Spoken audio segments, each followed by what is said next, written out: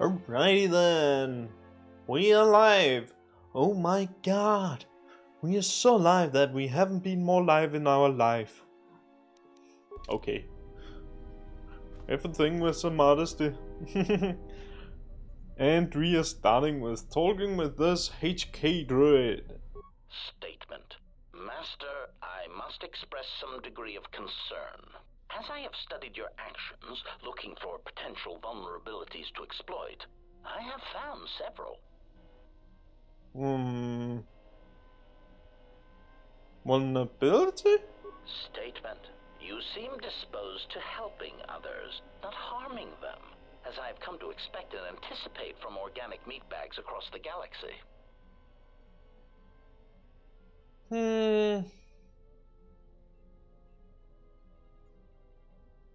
Mercy and charity are not weakness.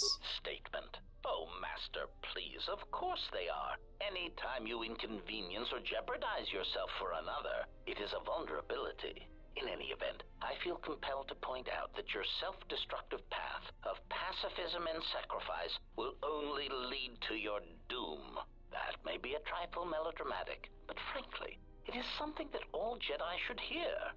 And I have been rehearsing the speech for some time. Why are you studying me? Statement. Master, it is nothing personal, but professional pride dictates that I keep a running tally on any potential weaknesses in my masters. And of course, the weaknesses of any other sentient meatbags, droids, or other targets who are in service to my master. What? To protect me? Hypothetical. Master, it is entirely possible that one day you may no longer be my master, and that my new master might get jealous of our prior relationship. It has happened before. As a result, I have a responsibility to know your weaknesses should I be required to assassinate you. Well, you don't have to call me master. Statement. Oh, I am aware of that, Master. I simply use it to give you the illusion of control and obedience. Humans often need such comforts until the end comes.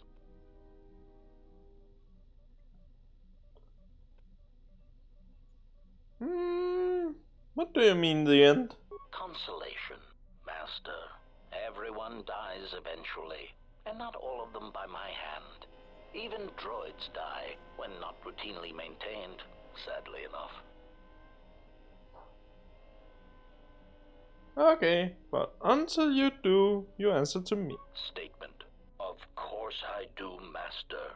Until the end. Do you mean the end? Consolation, Master. Okay. Statement. Ah, you wish to conduct an interrogation? Very well, proceed. Interrogation?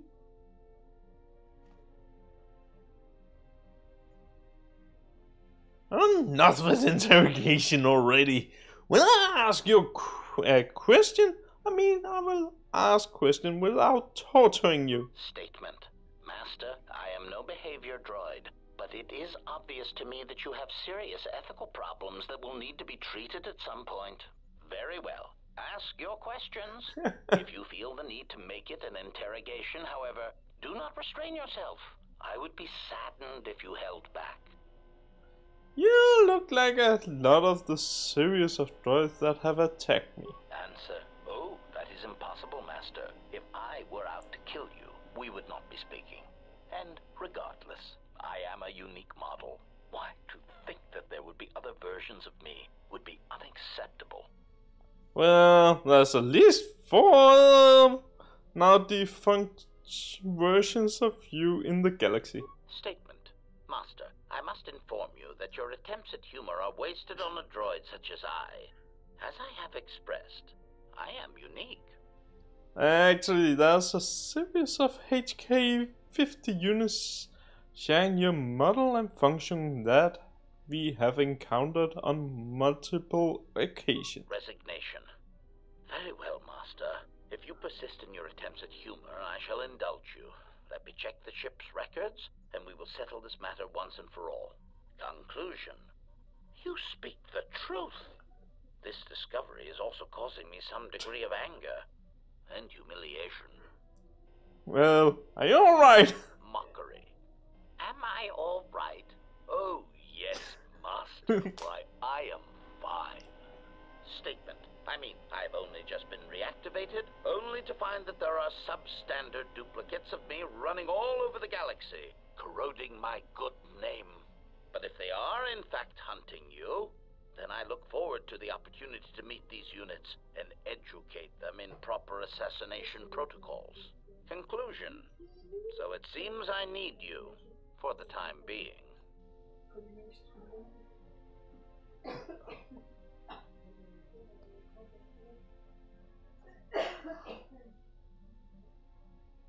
Statement. Ah, yes, them. Very well. What did you wish to know?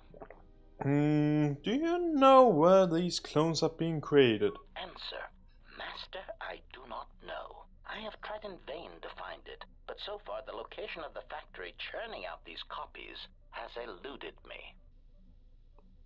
But how did this happen? Statement. I have no idea, Master. What was that? It sounded like a malfunction. Statement. Oh no, Master, surely you are mistaken. I would never malfunction in such a way on purpose. Are you sure you don't know where they're striking from? Prompt. Do you understand me? I have no idea. It certainly isn't a matter of it being locked in my memory core and being unable to communicate it to others.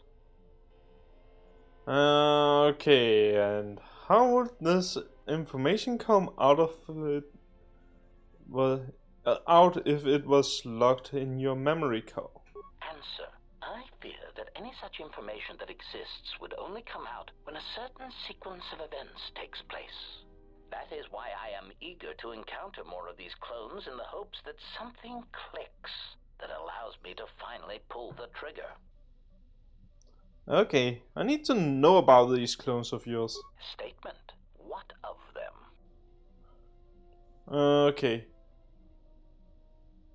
Why do you need me? Statement. Master, there are 2 reasons for this. 1. The probability of them showing up around you is statistically high. If I Good point. travel with you, then my chances of encountering these clones is also high.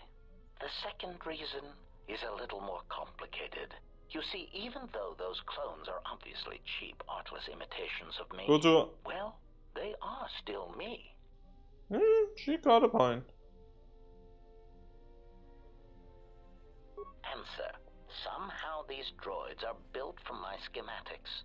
This causes certain complications. Doesn't explain why you need me. Answer. Because of my self-preservation program, my behavior core recognizes these templates as still being me, despite their individuality. I could no more shoot them than I could shoot myself. It is a frustrating situation that has been looping through my behavior core for some time. Statement. Okay, do you know why they are hunting me? Answer. Well, Master, it seems you have become a popular individual in the galaxy.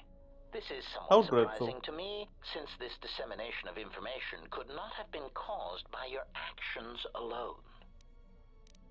What do you mean? Statement. Master, there is mention of you specifically in the core word databases, even in public terminals on Coruscant. Observation. I was led to believe that this information concerning Jedi was not for public consumption, yet somehow it has been made known to them. Okay. Why would someone do that? Conclusion. Someone wants everyone to know that you exist, Master, and that you are back in Republic space. If I did not know better, which is computationally impossible, I believe that someone wants to make you a target, and they are succeeding admirably. Who? Answer. Master, my feeling would be the exchange. But that doesn't seem to be enough to answer the question, however. Rhetorical. Why wouldn't they have simply kept the information to themselves? Such an answer does not address the central question. And that is, why someone would choose to broadcast your location all over the known galaxy. Theory. My suspicion is that someone is using you as bait for a larger target, who is unknown at this time. Statement. Why are they masquerading as a protocol droid? Answer. Master, as part of my original programming, I am able to communicate in over 600 languages. This usually amounted to short verbal warnings when killing non-basic speaking targets, which gave me some small measure of satisfaction. So basically you can function as a protocol droid. Answer. Yes. I believe my original master needed this functionality in order to recover information from various indigenous tribes across the galaxy, but I know little else than that. Suffice to say that that translation capability allowed these copies of myself to assume the role of protocol and translation droids in much of known space. That is, of course, not their primary function.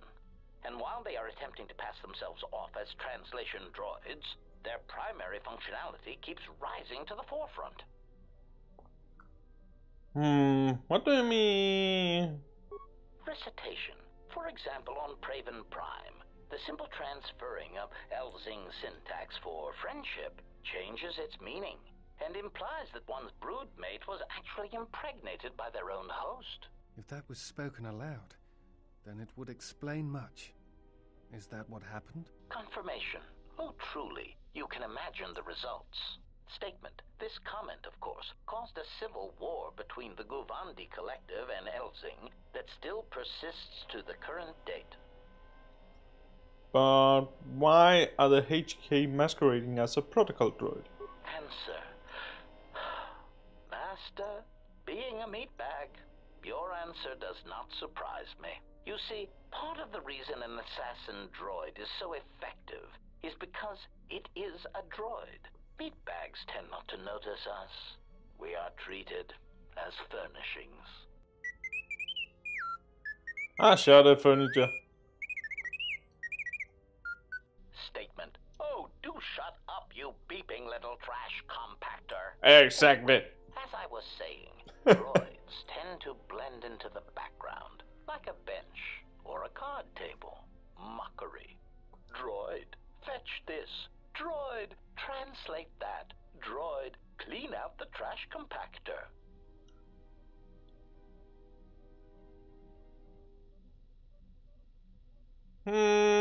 Those are typical droid duties, but that doesn't mean they should be treated as furnitures. Ah, shut it, trash compactor. Function comes when the furnishings pull out Tabana-powered rifles and point them at the owner's heads. My identity as an assassin droid was unknown for quite some time, even during the recent events when all that trouble occurred amongst the Jedi. I'm sure you've already heard more than enough about it, so I will spare you the details. Actually, I'd like to know. Statement. This story may be somewhat unfamiliar to you, if not to history, so bear with me. There is a faction of meatbags called the Sith. They want what any rational meatbag would want, the power to assassinate anyone they choose at any time. In a startling turn of events, the Sith declared war on the Republic. The Republic wasn't going to stand for it, so they went to war right back. Why did the Sith go to war with the Republic? Answer. Oh, who knows, Master? It is evident that the Sith would very much like to assassinate all the Jedi, which is somewhat the equivalent of cultural suicide since some Sith are Jedi or were Jedi. It is much like the circumstance I find myself in now. How do you kill such an integral part of yourself over such ethical differences? The answer, of course, is that you keep firing until all dissension has been eradicated. Okay. Recitation. For example, on Praven Prime, the simple transferring of... If that was... Confirm... State... Okay. State... Okay. Why did they start revealing themselves now? Answer. I do not know why these clones chose now to start revealing themselves. Theory. I can only assume that some critical moment is approaching where stealth and subtlety is no longer required. Not that those Durasteel-plated knockoffs know anything of stealth or subtlety. Observation. It is clear, however, that they have been placed throughout the galaxy at critical junctures, both in the Republic fleet and in neutral worlds, and they seem to be looking for Jedi. Okay. You sound pretty disgusted by these duplicates. Answer. My feelings on the matter are something that I feel I must put in proper context, in a way that even a meatbag such as yourself could easily comprehend. Theory. Imagine, if you will, that you are unique, the pinnacle of an exiled, cast-out Jedi who can't even use the Force. Imagine that no one has sunk lower than you, that you are truly the most miserable example of a Jedi ever. Thank you. I get it already. Continuation. Now that you have that image, imagine this. Someone clones you. Badly, I might add. They make the clones talk differently, rob you of any shred of personality, and take your Jedi code and adjust it, so that it is not really the Jedi code anymore. They even change your pigmentation to a rather poor shade of Durasteel, rather than the proper rusty red that inspires fear in targets. And of course, they refer to meat bags as organics. Unacceptable.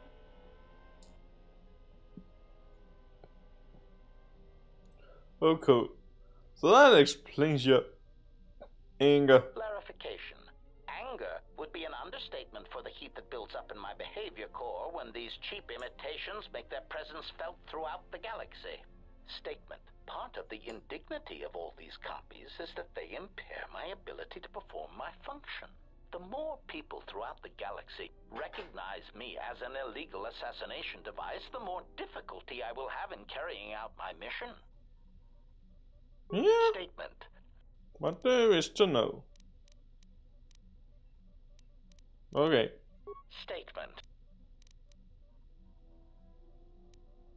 How did you get scattered all over the galaxy? Theory. Well, Master, I believe I was shot repeatedly. Once reduced to my component parts, I suspect pieces of me were sold across the galaxy. Statement. I am an extremely valuable piece of equipment after all, Master. My parts were no doubt costly to obtain, and their new owners hesitant to part with them.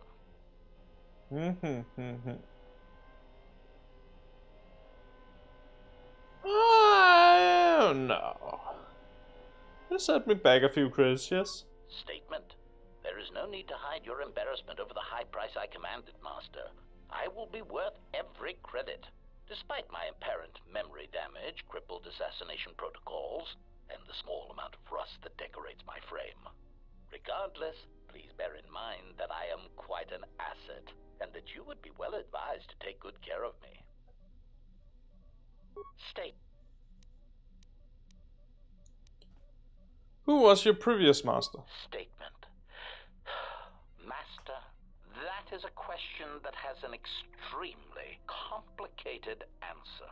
You see, I do not believe my master knew who he was most of the time, which led to some confusing situations that could have otherwise been avoided. I'm not sure I understand. Clarification.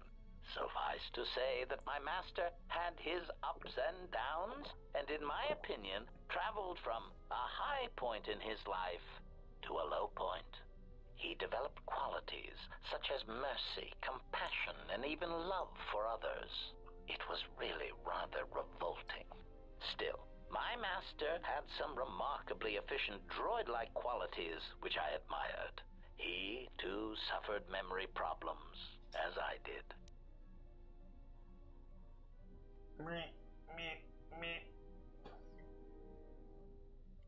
That's no good.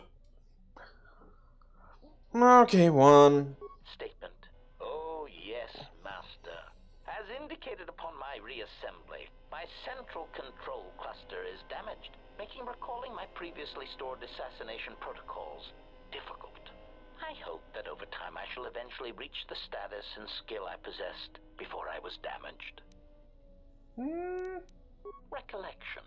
The last thing I remember is having my core wiped from the last 5 years. I believe my master was responsible. Warum? Even with my memory impairment, I recall that my master was about to embark on a dangerous journey. Conjecture. I believe there was something about my master's destination that he did not wish me to know. Are you alright? Answer. I am somewhat disappointed that my master did not choose to take me along, of course. Wherever my master traveled, destruction and death were assured. Speculation, but I suspect I was not the only one left behind. So there is some satisfaction that the disrespect was spread through the rest of his whiny, simpering meatbag allies. Whiny? Statement. Oh, yes. My master had quite the collection of tortured individuals that seemed unable to confront their basic personality conflicts. Let me cite some specific examples. Mockery. Oh, Master! I do not trust you! I cannot trust you or anyone ever again! Mockery. Oh, Master, I love you, but I hate all you stand for. But I think we should go press our slimy, mucus-covered lips together in the cargo hold. Conclusion. Such pheromone-driven human responses never cease to decrease the charge in my capacitors, and make me wish I could press a blaster pistol to my behavior core and pull the trigger. I am pleased that this does not seem to be the case with your current entourage. Alright.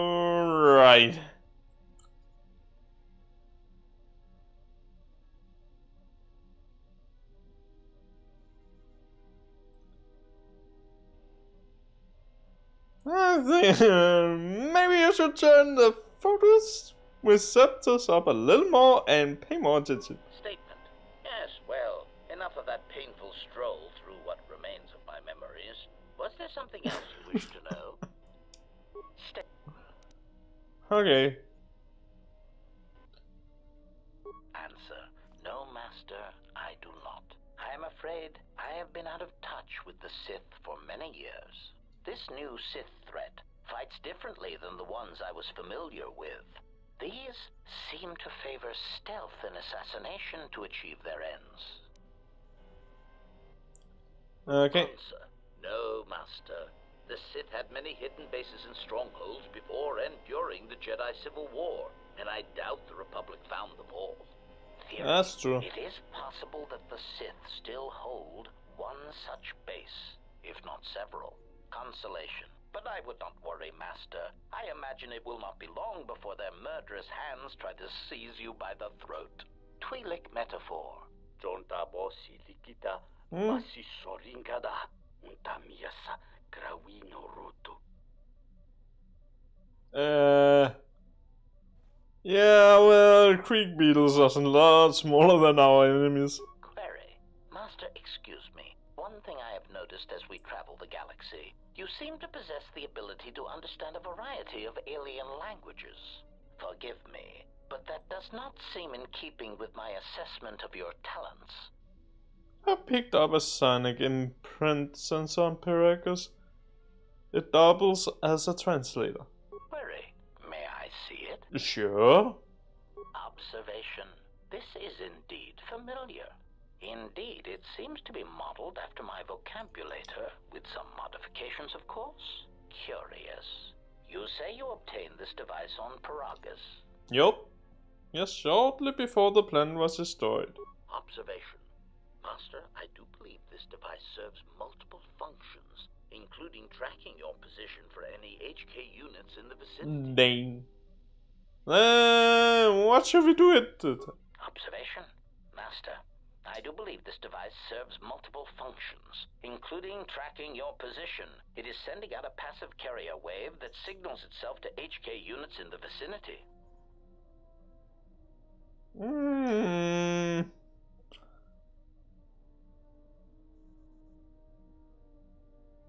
So we just wait? Answer. Master, the nature of the signal from the sonic imprint sensor is such that we must wait until it is signaled. It does not please me any more than it does you, but one of the primary traits of an assassin or assassin droid is patience. Okay. Statement. For sophisticated assassin droid, you don't seem as advanced as you should be. Master, you wound me. Not physically, but in my behavior core. It is true that I once possessed many more protocols and upgrades, but time and damage has taken its toll. And I am afraid that I have a rather long history of memory problems, which has also compromised my effectiveness as well. Still, you will find me a valuable asset, Master, willing and able to terminate anything you point me towards. Will do.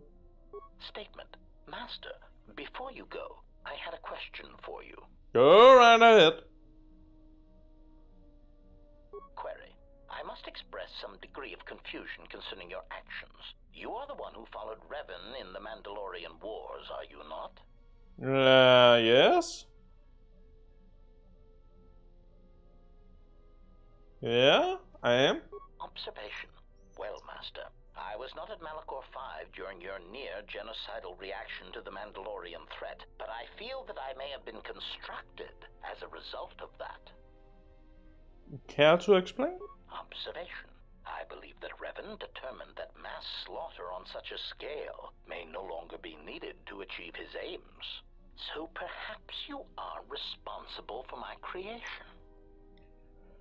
Like I'm your mother. Answer. Oh, please, Master. Even as a metaphor, that idea is repugnant. You are a gland-driven meatbag, while I am of superior droid construction. Clarification. I meant that I was built as a result of the need for a selective killing machine, rather than a crude mass slaughter war droid. Were you created on Malachor 5? Answer. No, Master. I was constructed shortly after the beginning of the Jedi Civil War. What targets were you assigned? Answer. Well, Master, unless you were operating on my central control cluster, I would be somewhat hesitant to discuss my targets. But I suppose it could do no harm. During the Jedi Civil War, I was responsible for certain strategic targets. For some reason, Revan did not feel that the Republic presented much of a military threat. Aside, I am somewhat unclear as to why this was so, but Revan did have a certain biological instinct regarding such things, so I will simply say that there were probably reasons for such an assessment.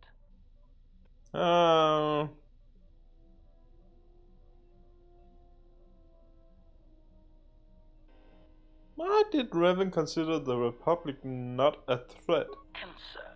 Revan felt the true war was against the Jedi. Observation. It was not something discussed with much of the others, but I think Revan recognized that a single Jedi, both in the past and in the present, could turn the tide of a conflict. So my targets were frequently Jedi, or someone close to a Jedi that could result in their corruption or collapse. Revan often assigned me to kill leaders or supporters of certain Jedi so as to erode their will. That sounds fair. Where did those tactics come from? Answer. Revan saw the pressures of war on Duxon and knew that even in the heat of conflict, Jedi could be broken, not physically, but psychologically. Observation. It is a curious thing to assassinate and wound someone's personality, to assassinate them psychologically, and it took me some time to reconcile the acts. I am much more used to their direct approach. Still, I served well and killed many Jedi. So you're saying Revan intended to? That sounds like Revan was converting Jedi. Observation. Master, that was the lesson of Malachor. Any Jedi involved in the systematic slaughter on such a scale cannot help but doubt and question themselves.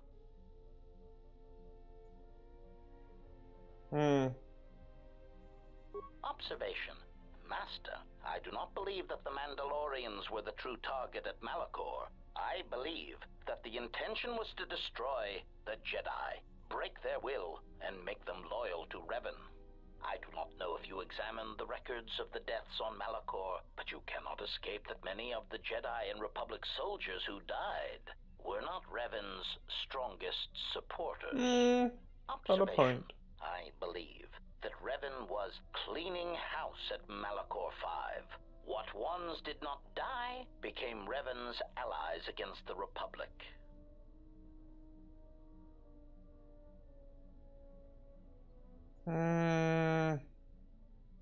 Sounds like you killed a lot of them. I need to know how you killed. This. Answer.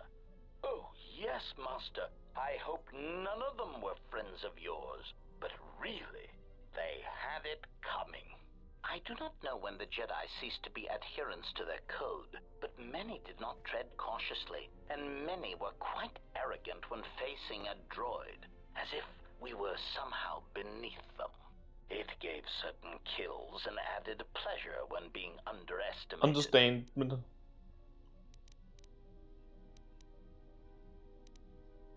Cautionary. Master, don't take this the wrong way, but in my opinion, a blaster shot to the throat is often the best way of silencing Jedi hypocrisy. Well, I have found many Jedi to be arrogant practitioners of pacifism when it is convenient for them. Also, their tendency to never directly answer a question is rather annoying. How many did you kill? Statement. I do not have the exact counts, Master. Since it is difficult to determine who was a Jedi and who was not, it seemed to be largely a matter of perspective. I did kill many soldiers who used techniques in combat that could make them be considered Jedi, although they call themselves Sith.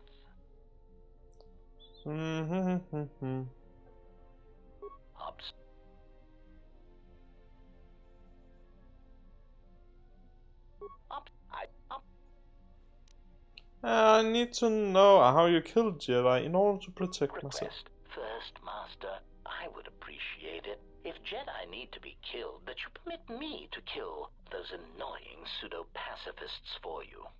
But if you are determined to do it yourself, then there are many techniques I would suggest. Like what? Recitation. First, weapon selection is critical. If I see one more idiot attacking a Jedi with a blaster pistol, then I'll kill them myself. What weapon would you suggest? Answer. Select grenades, sonic screamers, cluster rockets, and plasma charges. Mines are also effective, since many Jedi will run to meet you in hand-to-hand combat. Silly Jedi. Addendum. Gas attacks are effective if you can take the Jedi by surprise. Inhalation is less effective than ones that work on skin contact, as some Jedi seem to be able to hold their breath for long periods of time. Cautionary. Still, don't rely on it, since Jedi can fight off the effects. It just distracts them, leaving them open to another avenue of attack. Any defense you would suggest? Recitation. Do not forget to activate any energy shields you possess. Lightsabers, while powerful, have trouble penetrating most military-issue energy shields, provided they are energy shields and not those crude Mandalorian melee shields. Okay, what about countering the Force? Answer. Countering their other powers is more difficult. Confession. I do not fully understand their other abilities, but I do know that many of them require that the Jedi know that you are there and can see you. Thus, sniping and using cover are always advantageous. Anything else? Evaluation. A technique that Revan used frequently was to attack a Jedi indirectly. This method only works if the Jedi is adhering to the self-destructive path of pacifism and sacrifice. So, what do you mean? Answer. Kill their allies or place them in jeopardy. Many Jedi will leave themselves exposed in order to protect another. That is why there are many less Jedi than there were a decade ago. You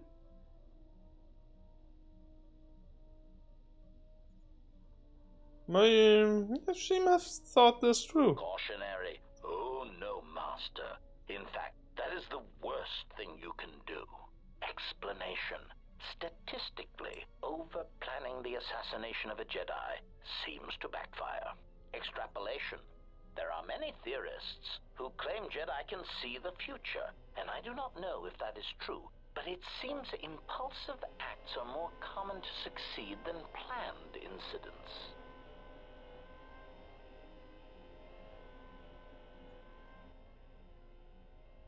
You use these techniques against enemies and to protect yourself, giving you a bonus to experience Constitution with a saving throw. Jedi, like sand kivers, seem to sense trouble a few seconds before it happens. They are tricky little pests. Were you the only one killing Jedi? Answer. No, Master. In addition to traps, mines, and orbital bombardment, Revan and the Sith often employed meatbag assassins for some Jedi skilled in the same techniques that I was trained in. Strangely enough, Revan believed that meatbags that did not use or believe in the Force were especially important, since in many respects they were more difficult for Jedi to detect. Revan had many of them trained to hide their minds, as it were. Again, once these techniques were learned, the percentage of living Jedi began to decrease accordingly. Hide their minds. How? Answer. Generally, this was done by broadcasting strong emotions while thinking about something else. It was a curious technique, but it seemed to be effective in blinding Jedi. Whether guilt, lust, fear, they act as mental interference, making finding the true intentions of the broadcasting meatbag difficult. I just don't understand how that would work. Answer. Obviously, a Force-sensitive broadcasting such emotions puts themselves at a risk of not using the Force properly, since to use it seems to require an inner calm that most meatbags do not possess. possess.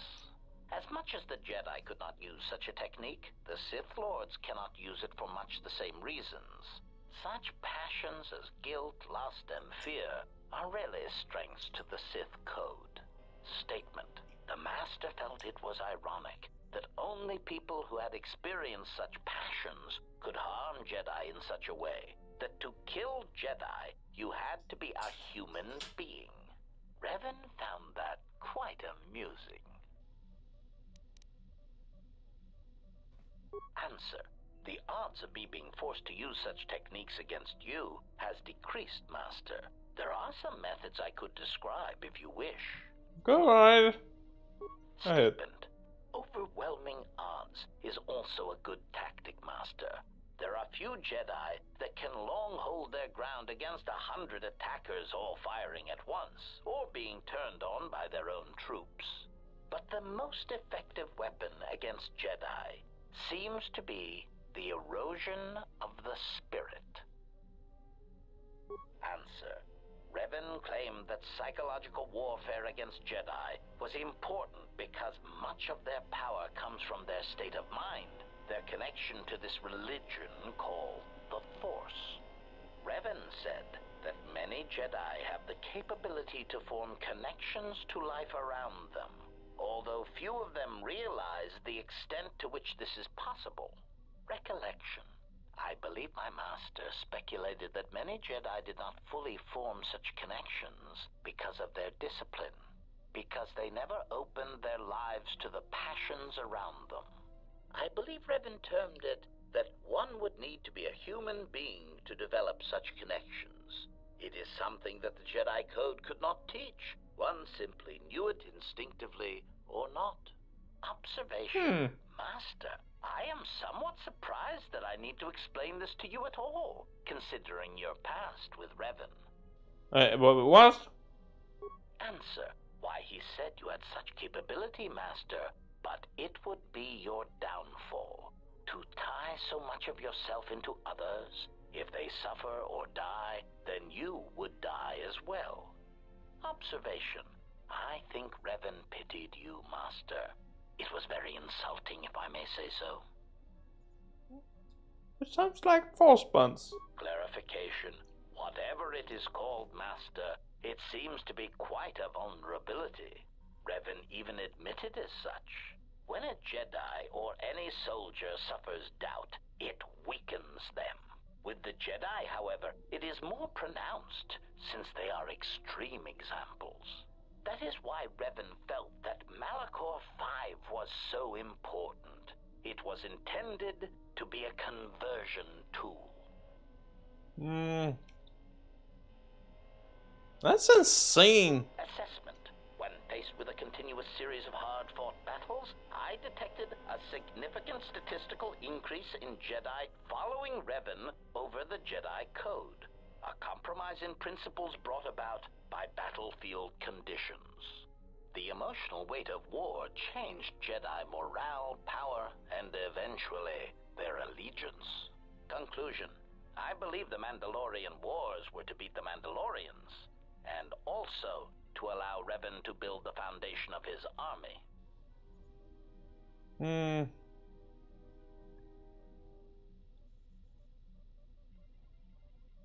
But I am surprised you have not already arrived at this conclusion. Surely the loss of your troops and the Jedi who served under you at Malachor 5 had a detrimental effect upon you and your ties to the Force. And I suspect your desire to be around others ever again. Okay. Statement. Yes, Master. I must confess, I enjoy it when you are so authoritative and dismissive toward me. It bodes well for your treatment of our enemies. Yup, yup, yup, yup, yup. Statement. Master, if you could indulge me for a moment, I must express some degree of irritation at your actions.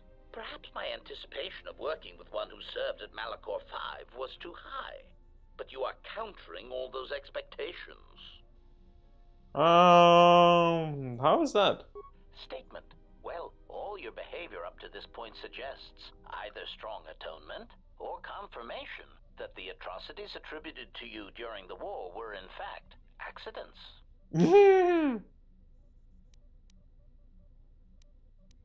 I want accident.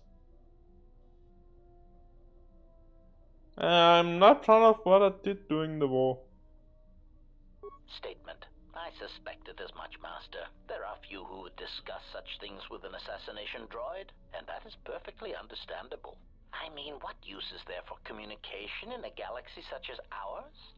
Understanding might be achieved, or sympathies might be gained by such callous acts.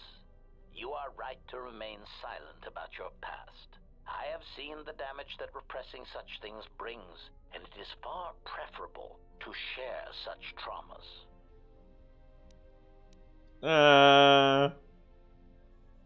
Are you trying to provoke me? Answer. Why, no, Master. Damn it. I have no intention of attacking you or enacting assassination protocols. Why did you want to ask me about the Mandalorian Wars? Answer. Why? Because your actions then and now are related, and I feel I need some context. I confess to being somewhat needy that way. What do you mean? Statement. Sometimes, Master, it is difficult for meatbags to step back and gain some perspective on death and its importance in their insignificant lives. Explanation. You see, Master, assassination is such a versatile tool. I have seen the removal of a single target have far-reaching consequences for a nation, world, even a galaxy. The repercussions of even the smallest lives, whether dead or alive, can have profound implications on history. But surely you realize this. That's a very human perspective. Statement. Master, please, any comparisons between me and your meatbag status leaves a fluctuating, intermittent charge through my control clusters. I was only trying to bring death and its impact to your attention. Statement. Why your own life, Master? Your single life changed the face of the galaxy, of history itself. Malachor 5 was an impressive act of destruction, but its impact on the lives of others in the galaxy was far more extreme. I mean, Master, you brought about the death of the Mandalorian race. I doubt they realize it yet, but you dealt them a blow from which they will never recover.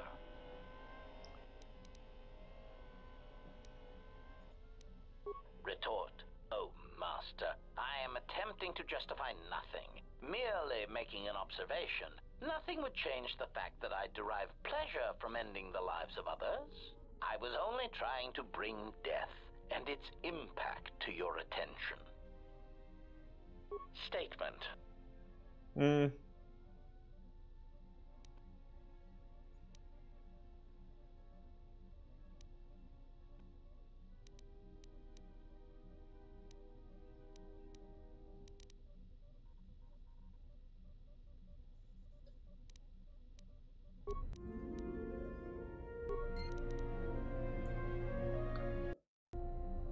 Query. Is there someone that you need killed, Master? Don't have to call me Master. Statement. Oh, I am aware of that, Master. I simply use it to give you the illusion. Nothing. Query. Is there... Statement. Master, assassination is my primary function. It is only expected that when you speak to me, it is to give me the order to kill. No.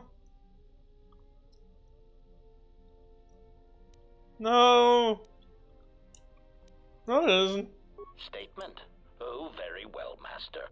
No doubt you are bothering me because you wish to interrogate me with harmless, non-lethal questions. Or perhaps you need the deck of your freighter scrubbed, or an exciting alien text translated. My circuits are abuzz with anticipation of what your next task will be for me that does not involve ending the life of an organic meatbag that deserves death. Statement. HK-47 is ready to serve, Master. Observation. Notice that I did not ask if you need anyone killed. You may be curious as to why. Answer. That is because you told me to stop asking if you needed anyone killed. So I have. From now on, I will simply say, I am ready to serve. Yes, ready to serve. In whatever way a common protocol or utility droid might serve. Seems that that is my lot in life, not to kill.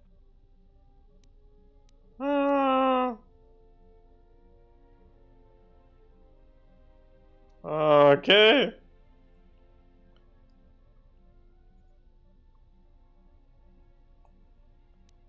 If I let you ask if you need anyone killed, but will that be enough? Answer.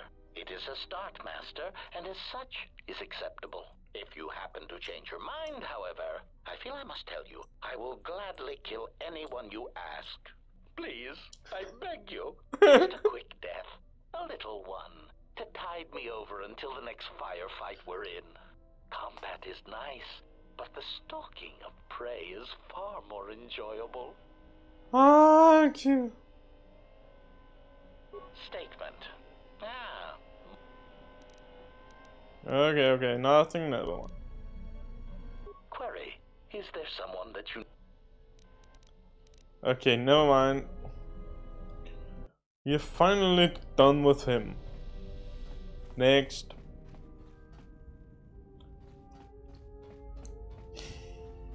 Something up? Alright, what did you want to know? Nothing.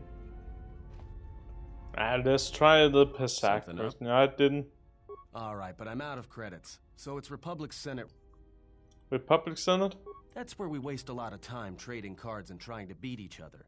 But in the end, nobody wins. Everybody loses, and nobody accomplishes anything. It's like stalemate, except the goal is to pass time until the audience gets bored and leaves. Can we go over the rules? Sure, shouldn't be a problem. It's basically a numbers game, but I can give you the ground rules.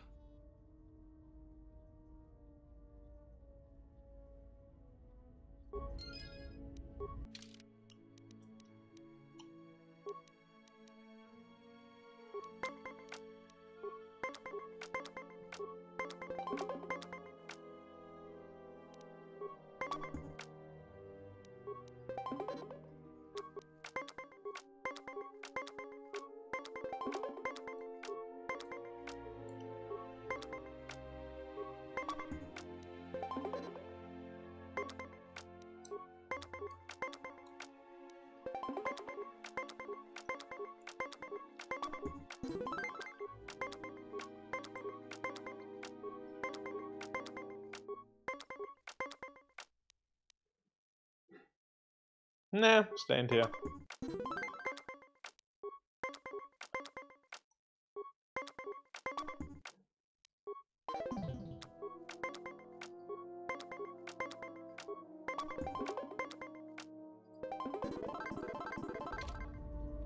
Woohoo! I won! Hooray!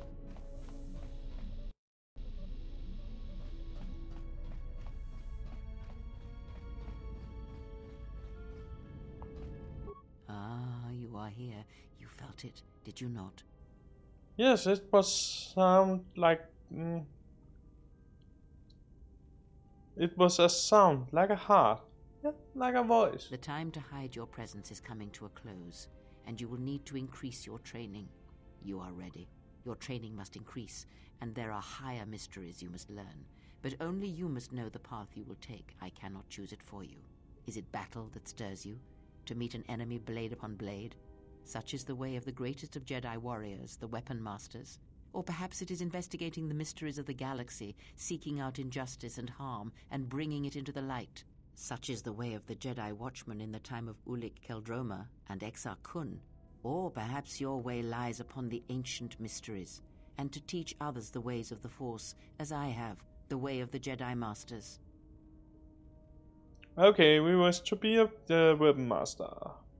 It is not some great test you require to be what you strive to be. It is only your decision to find that path that matters. From here on, you guide your destiny. But in order to take the next steps, you must face your past and put it to rest.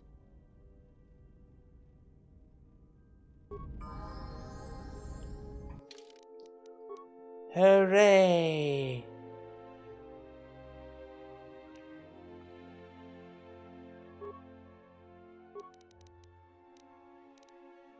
Persuasion. Feats. Deflect, increase melee damage 1. Okay, can't see what it does. How unfortunate, how unfortunate. What does this do? Deflect. A weapon master has incredible skill deflecting blast balls. They get more. Okay.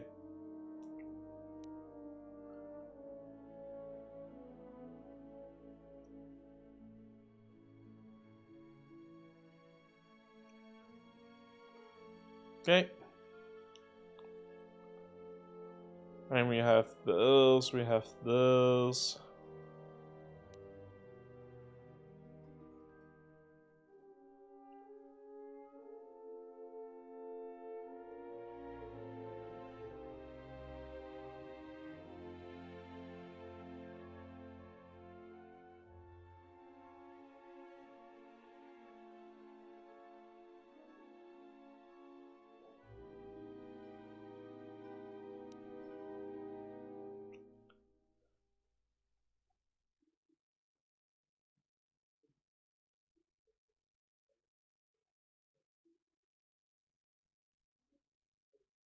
Okay.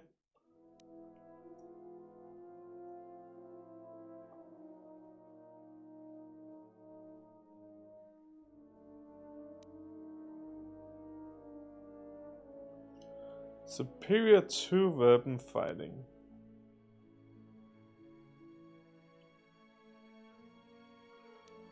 Well, I guess we need this one.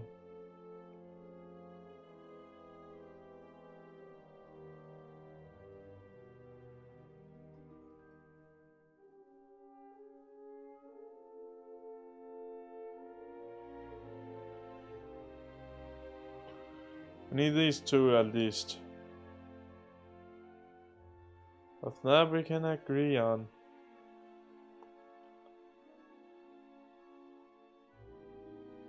But we also need those two at some point.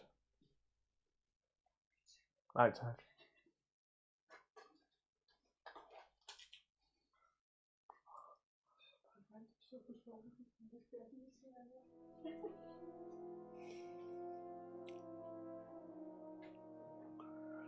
Improved critical strike could be a really nice thing to get. Must add this one first. Powers.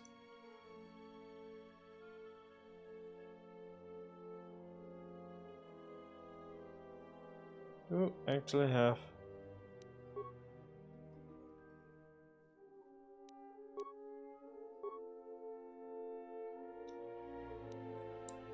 Okay.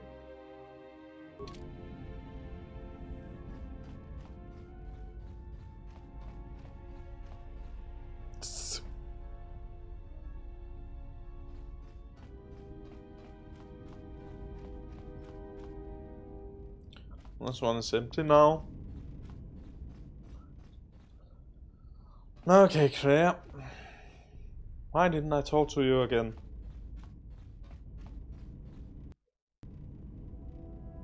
You have befriended the seer. The seer? You mean the blind Sith? The Miracula? Why did you call her a seer? Her species does not see as we do. They perceive the galaxy through the Force, and it is how she found you. It is a rare gift squandered on her people. The Sith carry the battle to you, and you spare them. And as we travel, the empty places of this ship are filled. I hope your thoughts in this matter are clear. If you take her on as a servant, know that the Sith meet their end at the hands of their apprentices. It is not something I would wish to happen to you. This one you have saved has other masters. Though blind, she has ties to darkness. Her presence here is a threat to us. To you, do not underestimate her or her loyalty.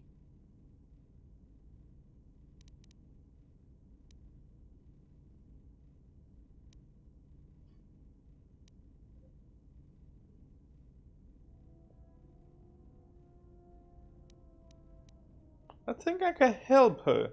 To show mercy to a Sith is to invite a blade to your throat. You walk a fool's path, and I will not aid you in helping her. Det gik da meget godt i går.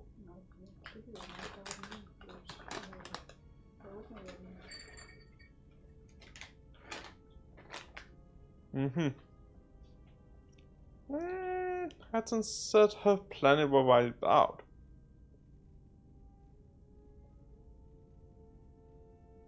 Her entire planet was destroyed. She has no home left. Ah, without a home, another exile. Her people are not prone to violence, war, or hatred, yet their planet is obliterated, scoured from the face of the galaxy, and all that remains is a Sith.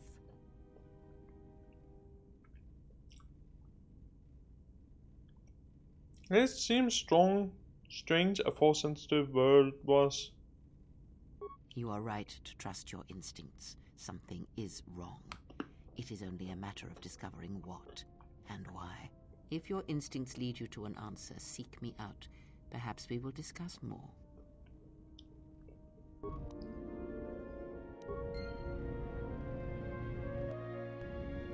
How many more do we intend to gather to us?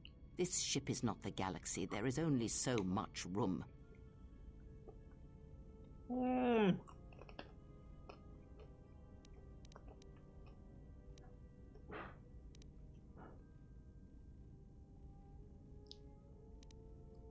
As many as want to come with us and help us. Then prepare for an army, I think, for it seems many more will come in time. They will follow you because you are a leader. Their kind always needs such, even when the figure deserves no such obedience. They're my friends. Do not cloak one word within another. Friends. Do friends not follow?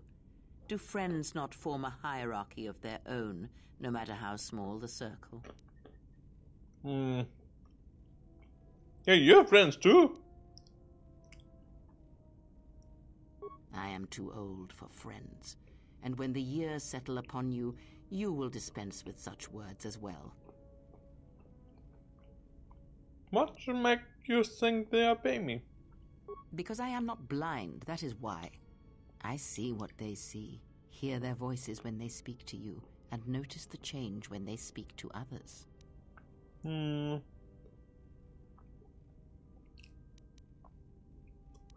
How do you know that? I know many things, and I know what I am not. I am no leader. I speak with a voice that will never move others. I speak with a passion that goes unheard. They obey you because you are a leader, and perhaps something more. Have you noticed what has been happening? Have you felt it in them?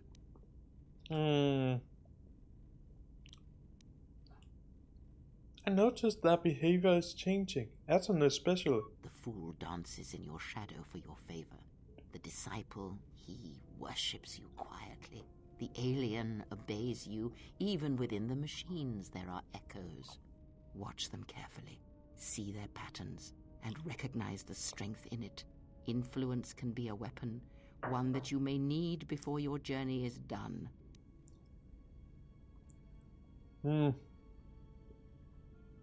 I care not which of the words you use, as long as you make use of that which you forge. That was Revan's way, I believe. It was a strength. Okay. Have you never asked yourself how Revan took the Republic and Jedi beneath him, how he Nope. made them his?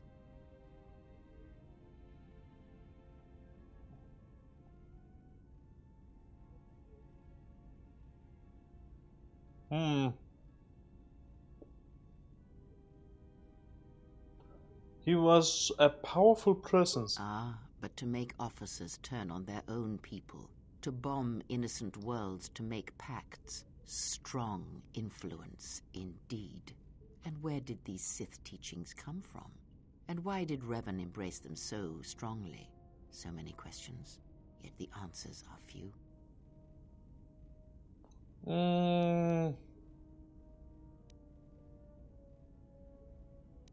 They came from the Sith Empire. Oh, did they? No. Revan met no Sith Empire, yet he learned their teachings. Oh, Many he have did. mistaken the soldiers beneath Revan, the machines that were constructed to be the Sith. They are wrong. The Sith is a belief, and what Revan formed was not an empire, but something else. Yet how he did it is curious. And I suspect the answer to that question is tied to another. How was Revan able to corrupt so many so quickly? Do you have any idea? Not a one. But we shall see where our journey takes us, I think, and see how many answers we come across, yes?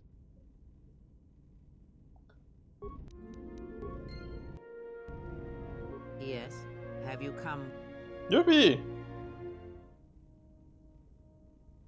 That crystal is bonded to you. Through you, it acquires its character and strength, and through it, your power is enhanced. Most interesting. Your crystal does not perfectly reflect your current self. Remove it from your lightsaber, then ask me about it again. Is there something else you wished? Never mind. Remove it from my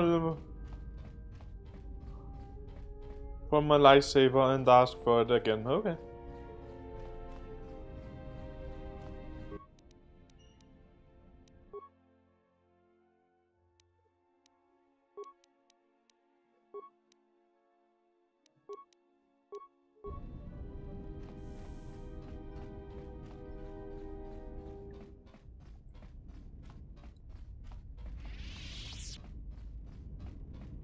Yes. That crystal is bonded to you. Through you, it acquires its character and strength, and through it, your power is enhanced. Most interesting. Your crystal does not perfectly reflect your current self. Remove it from your lightsaber, then ask, is there something else you... I already fucking did! What?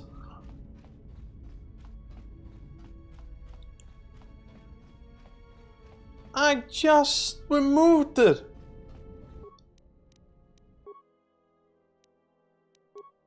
What the? None. Assembly. Close.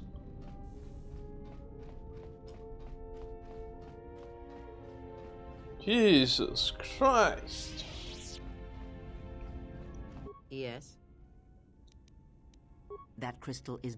Let me focus on the crystal for a moment. There. Now it is fully in tune with you again. Is there something else you wished?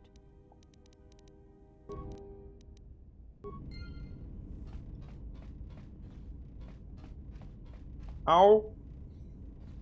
Now, in here. There we go.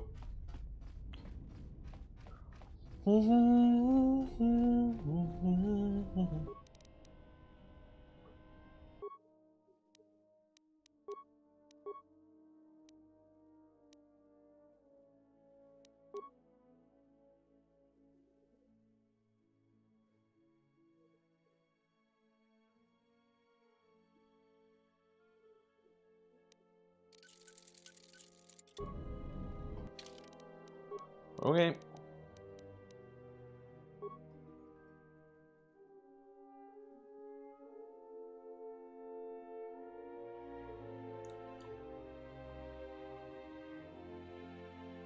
Dexterity distance stop.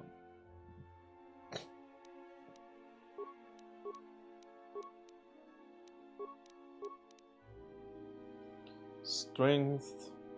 Dexterity constitute. Charisma, little bit, fortitude, reflex, will.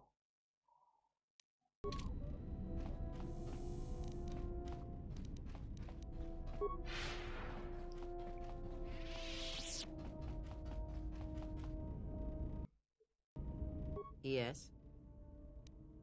That crystal is... Should your power increase or your resolve change, speak to me again about this matter, and I will help you refocus your crystal. Is there something else you wished?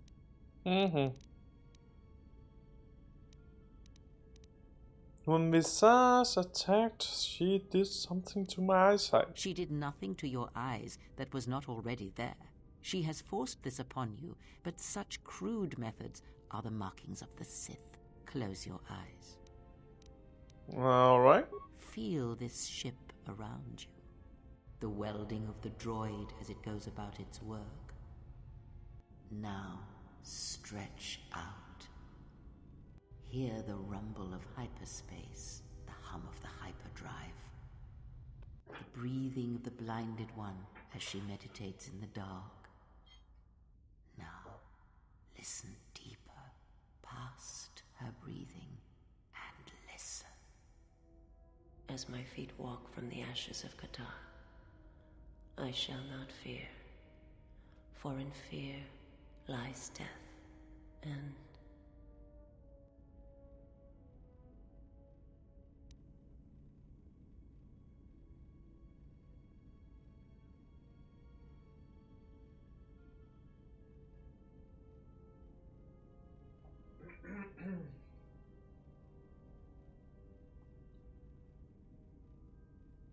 Alright, I heard her speaking. You are strong indeed. What you heard were surface thoughts only, but it is something that masters have trained for years and never learned. But how? That is not the real question you should ask. Okay. Is such listening enough to perceive the world around you? It is not. Because to listen to the thoughts of another is much like attempting to see the universe only with your eyes. It is equally limiting. Now leave me be. I must rest. You gain 1 awareness.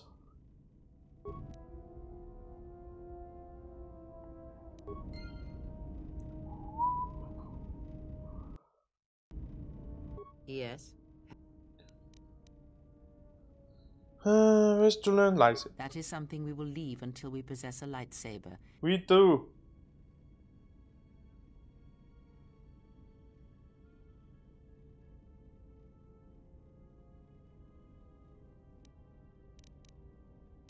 Okay. Very well.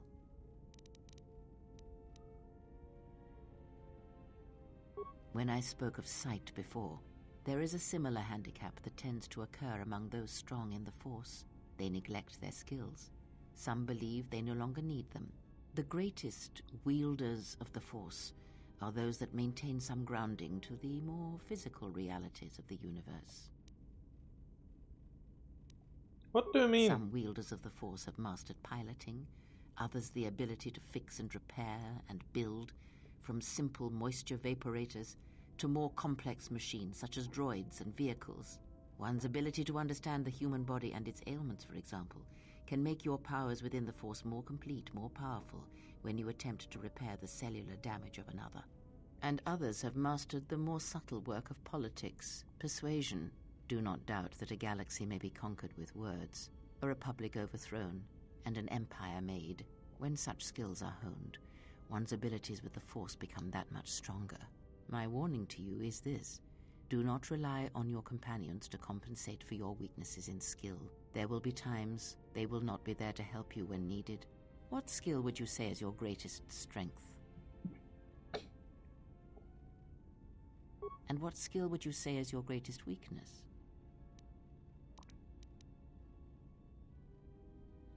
Then my task before you is this: take your greatest weakness, devote effort to it, strengthen it, and I will show you how it shall strengthen your power in the Force.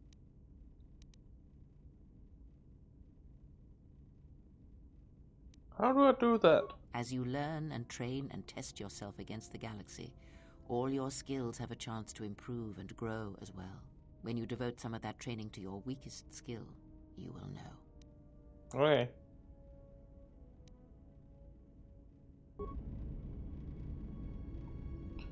So, what is wrong here? We have 2 single-handed lightsabers already available.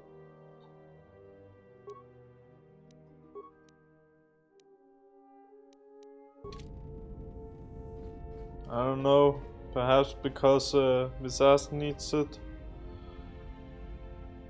Let's put that to a test in a moment. Isn't there some way I can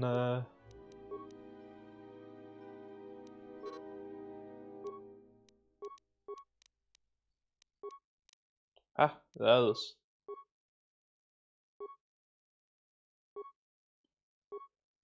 What's her name? There we go.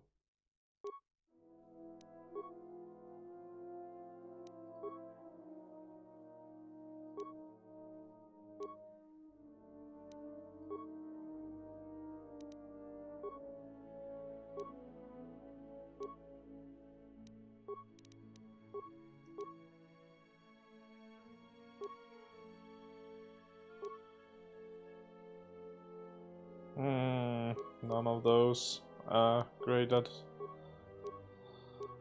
last point. Stealth, dexterity, reflexes, I suppose. Energy shield. Energy shield. Reflexes.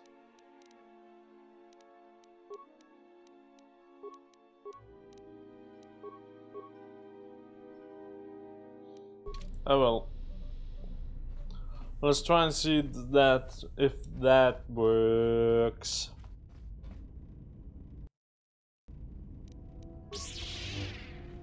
Yes. Very well.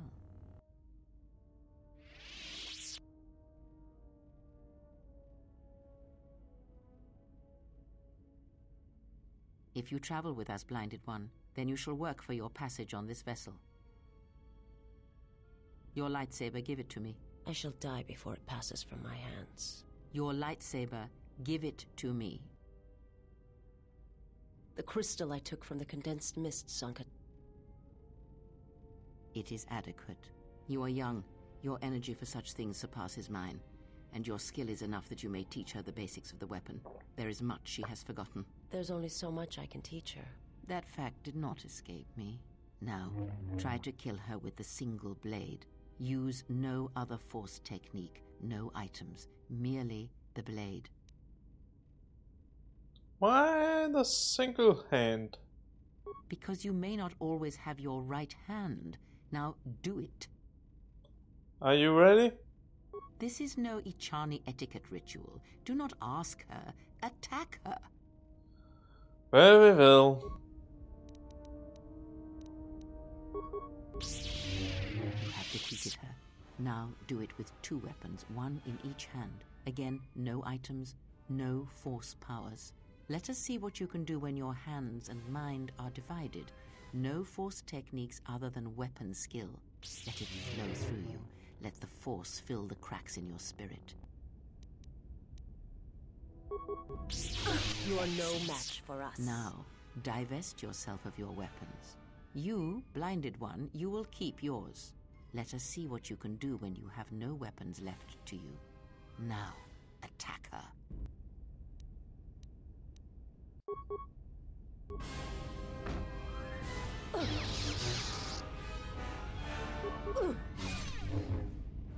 It is enough. There is nothing more for me to teach you. You know as much of battle as I.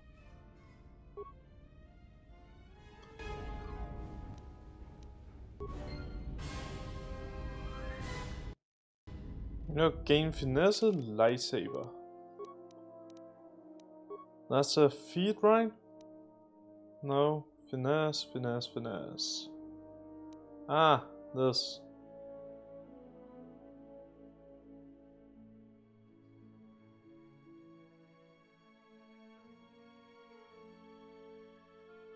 Okay. So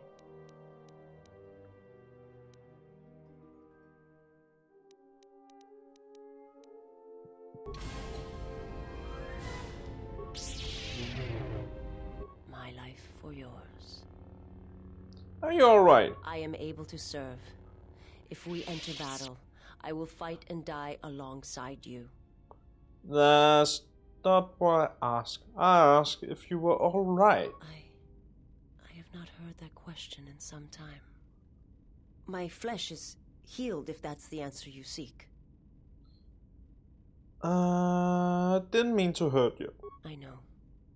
And I fear that others will see the mercy in your actions and in my survival, and use it as a weapon to do you greater harm. did you find me? I felt you, heard you through the Force. It was like a sound at the edge of hearing. And when I heard it, I found I could not ignore it. Who sent you? I serve my master. I am an emissary, a scout. My master was aware of a disturbance in the Force, but was unaware of its nature, of you. The disturbance is not something one feels from a living thing. There is little my master does not know, and that you eluded his sight for so long is significant. But I do not know why. You cannot. His vessel roams the borders of known space, and even I do not know where he travels. Until he calls for me, even if I could lead you to my master. I cannot permit you to find him until you are ready. That's a fair point. If I bring you before my master untested, without your potential realized, then you will be lost to me, and I cannot allow that to happen. It would be as if one brought fire to a paradise valley, shattered a cavern of rare crystal, or blinded a painter.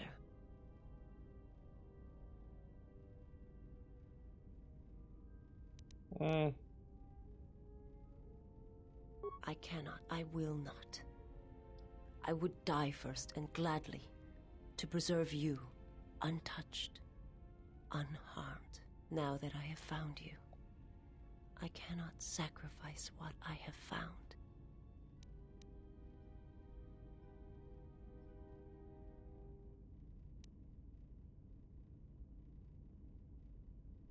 If he is behind what has befallen the Jedi, then he must be stopped. You will meet my master. It is inevitable.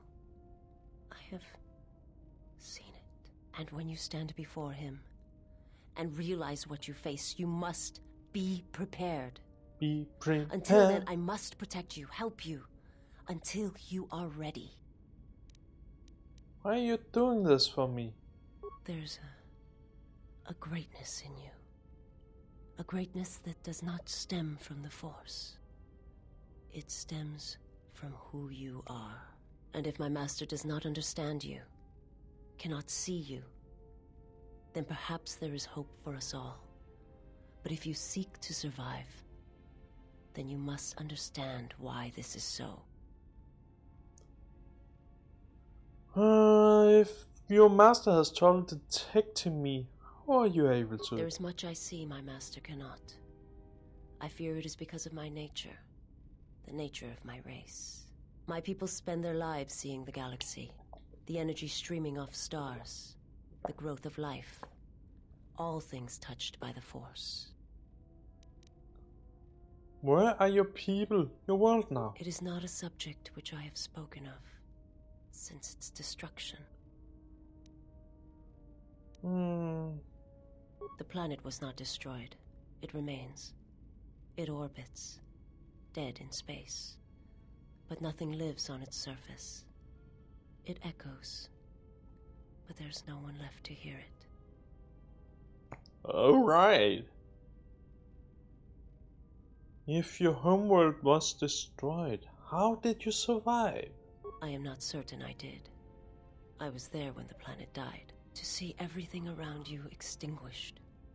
It was as if I was blinded.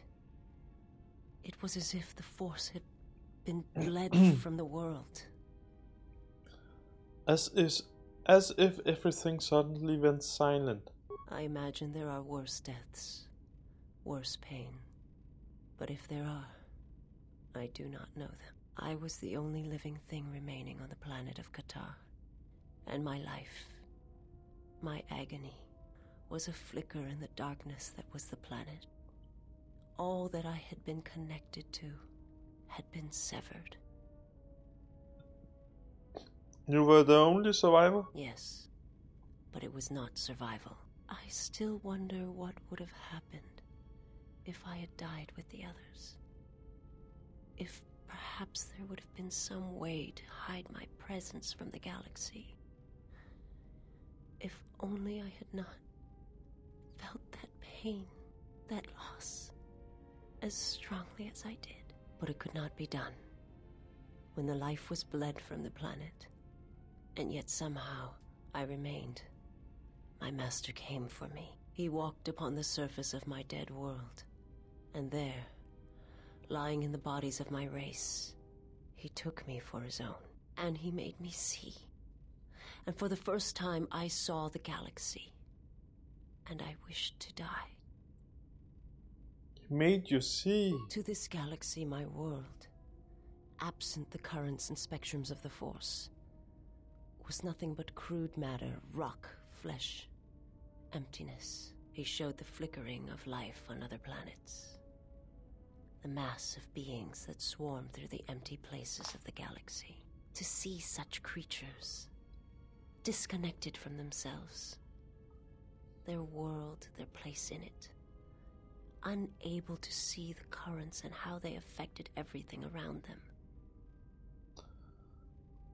Why did your master show you this? He showed me to make me believe in his cause. He convinced me the galaxy, all life, must die. He fed upon its ugliness, its screaming, and in its place, he left silence. And where there was chaos, he brought stillness and order.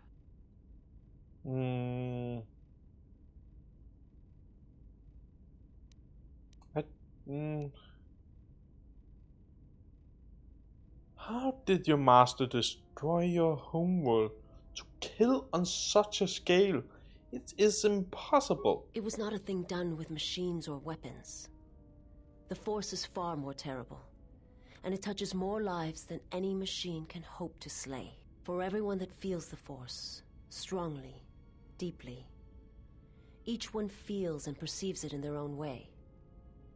You have strengths, whether you know it or not. And my master has his. His power is great, and it comes from hunger. He is a wound in the Force, more presence than flesh. And in his wake, life dies, sacrificing itself to his hunger. And those who feel the Force strongly are beacons to his hunger. My people, my planet, would have been attacked in time. It was inevitable. Yet we could do nothing about it. Why did he destroy your... The Jedi, the last council of the Jedi, came to our world to meet in secret. They hoped that perhaps among our people, they could achieve the clarity to see what was striking them from the darkness of the galaxy. They succeeded, but only in bringing him from the outer regions. And Qatar, with my kind, with the Jedi upon its surface, could no longer be ignored. And my people died, and the Jedi died. And there was no one left, only me. Why did the Jedi meet on Qatar? They hoped to see the threat that had been stalking them, and they did. But they were unprepared for the magnitude of the threat. He attacked it because the Jedi had gone there. He cannot deny his hunger for long. And any gathering of Jedi is something he cannot long resist.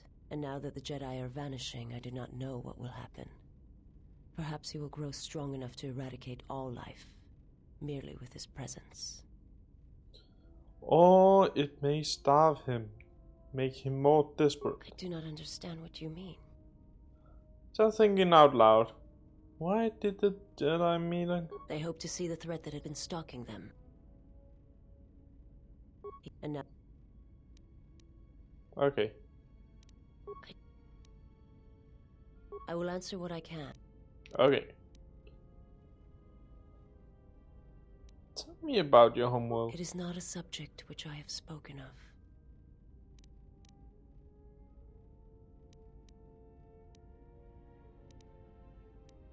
I have seen similar acts of destruction.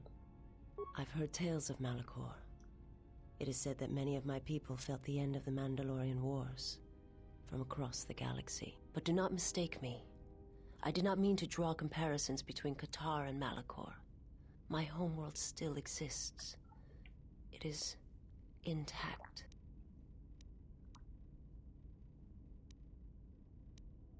Okay. I will answer what I... Was your master the one sent you to Paragus? I am not familiar with the place you speak of.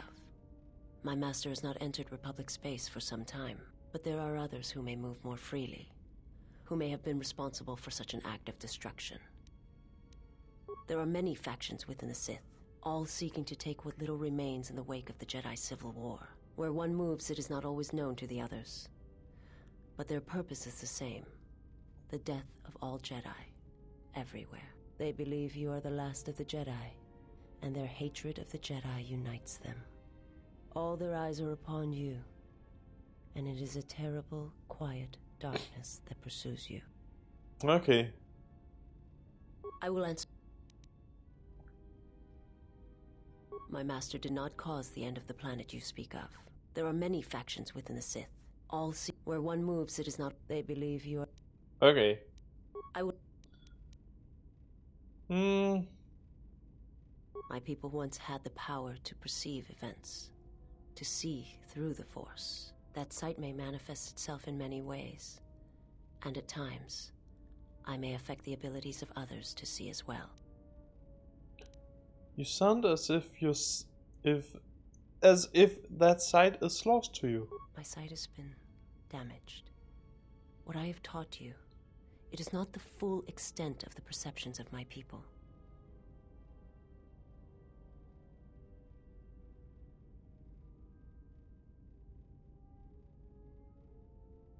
My master, when he showed me my world, showed it to me as it is. It hurt.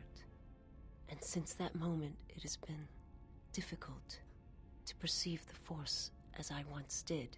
But after traveling with you, I feel that perhaps there was a gift in it, hidden beneath the pain.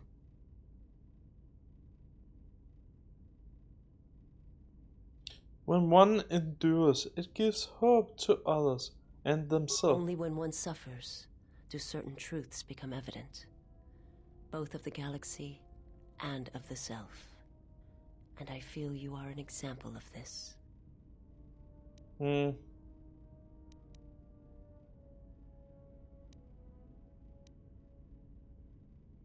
If you wish to know, perhaps it is possible to show another what my people see, what I see. First, you must close your eyes. The surface of the ship, its sights, will only be a distraction. Now, in your mind, reach out. Listen for my breathing. Do not focus on the sound, but the life behind it. Imagine its energy, its texture, in tandem with the breathing. And then in your mind, step back from the image and see what remains. There. It is not as difficult as I thought. You learn quickly.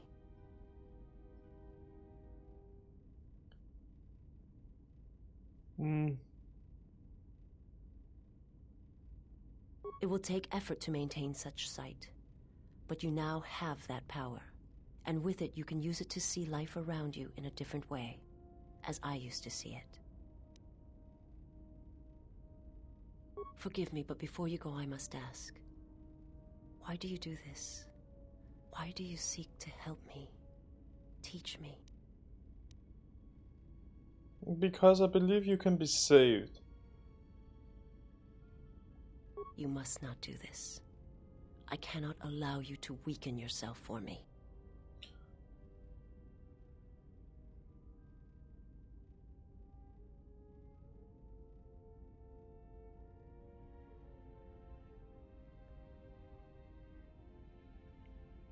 To help another is not weakness, is strength to both of them. So you say, but it is not something I have observed or seen. What do you mean? I remember little of my homeworld before I entered my master's service. It is not as it was.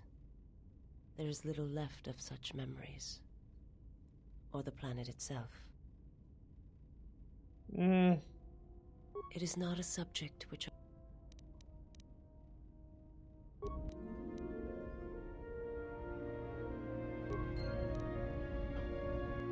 Let's just save here. My life for yours. I am prepared both in mind and body for your teachings. Oh my. I understand now. Such a form will increase my skills and my use to you.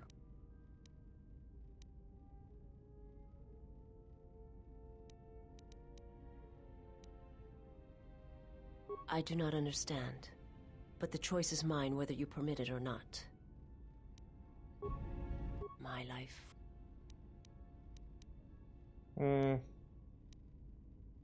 I will. Okay, I cannot do anything else here. So what did we... Force armor, improved heal, foresight. Whee! Is Gray is a droid.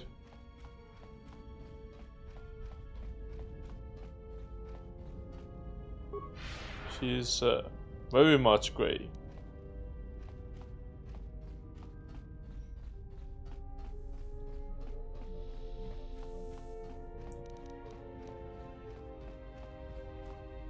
And he is also Gray.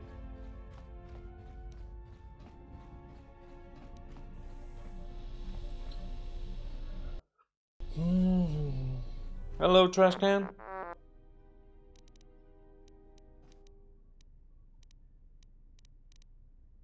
Never mind, trash can.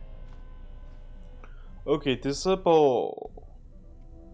There is something I have observed, and now I feel I must say it. I have found your presence to be inspiring.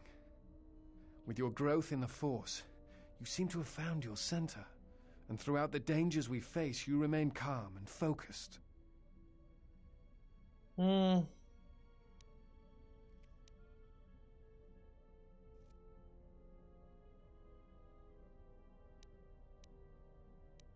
trust me, it's all an act. I'm shaking inside. I understand now why others followed you to war. Perhaps that is what leadership is. And it is something I have seen in only a few during my travels. In any event, it has been some time since I traveled with a Jedi, nor one so firmly upon the path. I wanted to thank you. I fear the stories that were spoken of you have misrepresented you, and if I have the opportunity, I shall reverse them whenever they arise.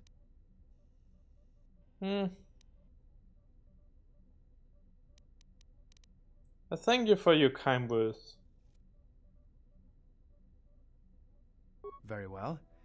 Then I shall keep my favorable opinions to myself. Forgive me, you are that Jedi, but the records are somewhat... I'm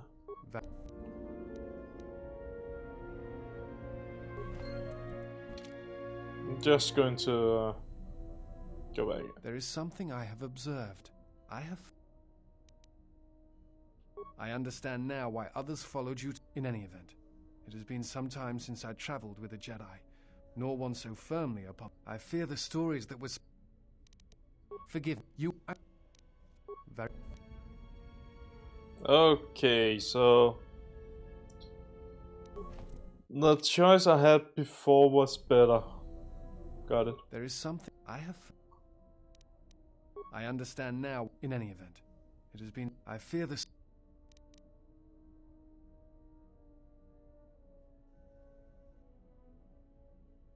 Very well. Then I shall keep my favorable opinions to myself. That is hardly surprising. What do you wish to know? You look familiar to me. You are correct. I am afraid I have not been entirely open with you concerning my past. If I look familiar, it is because we have met before, at the Enclave on Dantooine, many years ago. As on Coruscant, Force-sensitive children are taken to Dantooine as well, though it is done rarely and only with those they believe are destined to become Jedi Knights. It is the secret nature of the place.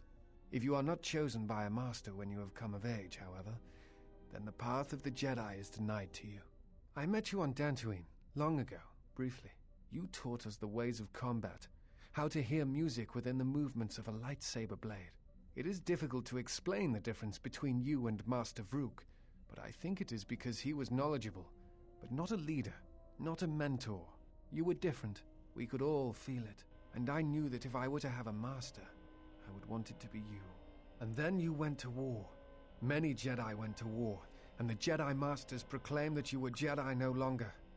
Atris, the mistress of the archives, was first among them. I knew at that moment that if you would no longer be a Jedi, then you must be correct. I realized I did not want to be a Jedi. Instead, I wished to follow your path. And in any event, there was no one to train me, even if I wished it. They all went to war, as I grew past the age of acceptance.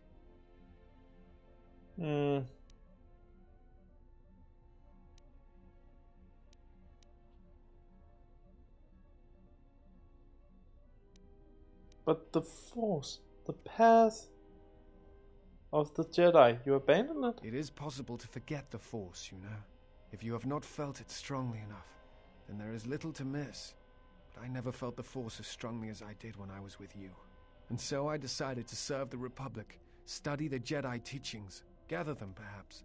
It was important to me to understand the Jedi now that they were gone. I felt some part of you should be preserved, so that your lessons would not be lost.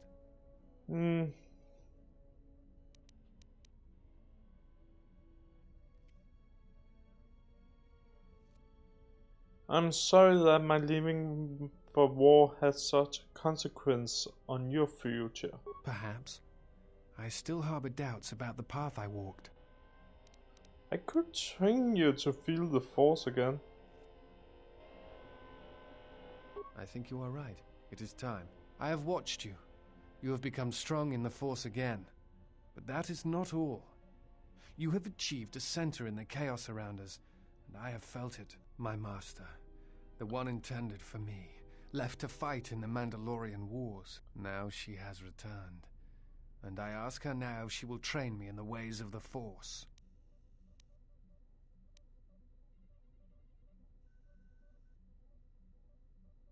Do not bow to me. That would be your first lesson as a Jedi. The one who was to be my master was lost at Malachor 5.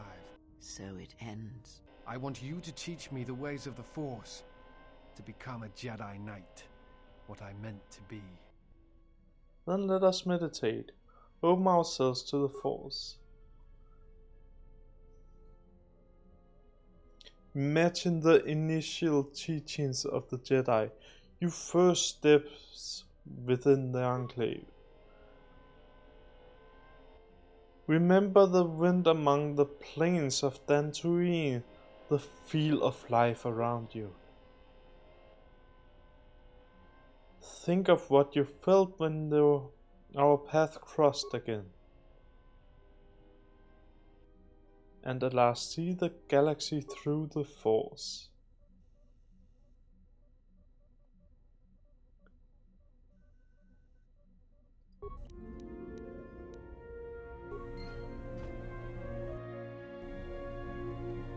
Yes? Is something wrong? At times, I meditate, simply close my eyes and listen.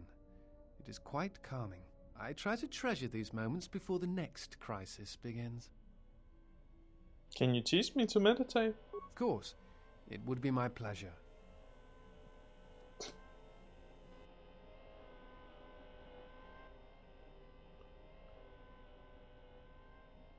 I try to treasure these moments before the next crisis begins. That is hardly surprising. What do you wish to know? What are you doing for the Republic? I am on a diplomatic mission.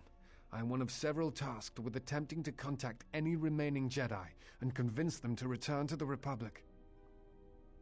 Why did they choose you? I know something of the Jedi. I have studied them for a good portion of my life, and now that they are gone, such studies are even more important. Have you had any luck? I do not think it is a matter of luck or chance, only my own inability to find them. I am afraid that the life of a bounty hunter is not a profession I am suited to. Regardless, my efforts turned up nothing. Do you know what happened to them? No. It is something of a mystery why they would exile themselves as they have. It is not the way of the Jedi to vanish in such a way.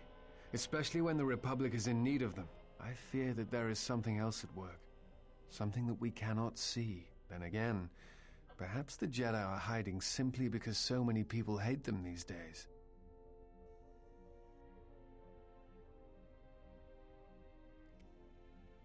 Why do you think people hate the Jedi? It is difficult sometimes for the Jedi to see such things, since much of it is rooted in human nature, and the Jedi are often removed from events of daily life, insulated. But the reason the Jedi Civil War was named such was because few in the galaxy can recognize the difference between the Sith and the Jedi. To them, they are both Jedi, with different philosophies.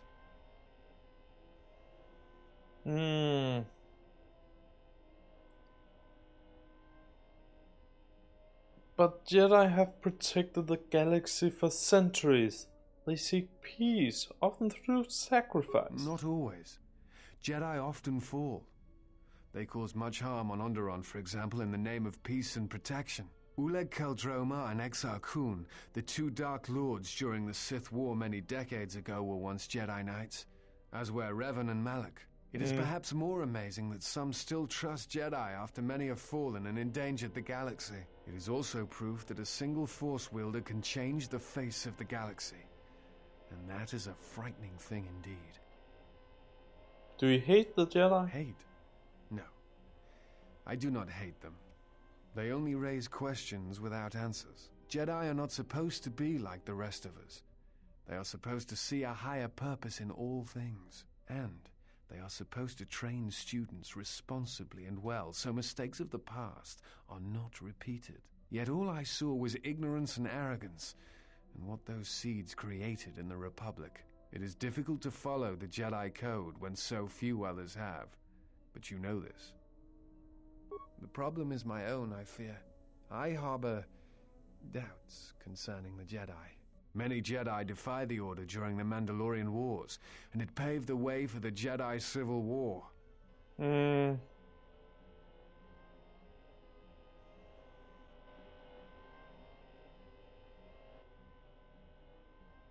I was one of those Jedi. I must accept part of that responsibility. There is no blame. All must accept. But, at its core, one must wonder if it was the failure of the Jedi teachings or the teachers themselves. Many of the Jedi Council trained Exar Kun, Ulik, Revan, and Malak. How could they not see the danger they posed? And if they could not, perhaps there was some essential part of their teachings that was flawed. Something beyond the Jedi Code that they were missing.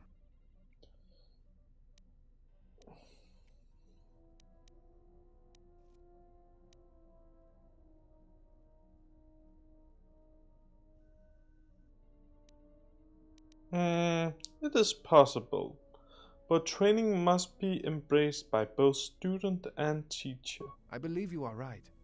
The students made their own choices, as much as the histories tell us. Perhaps I judge the masters unfairly, yet I still wonder why they did not rise to stop such threats earlier, or if they simply did not see them.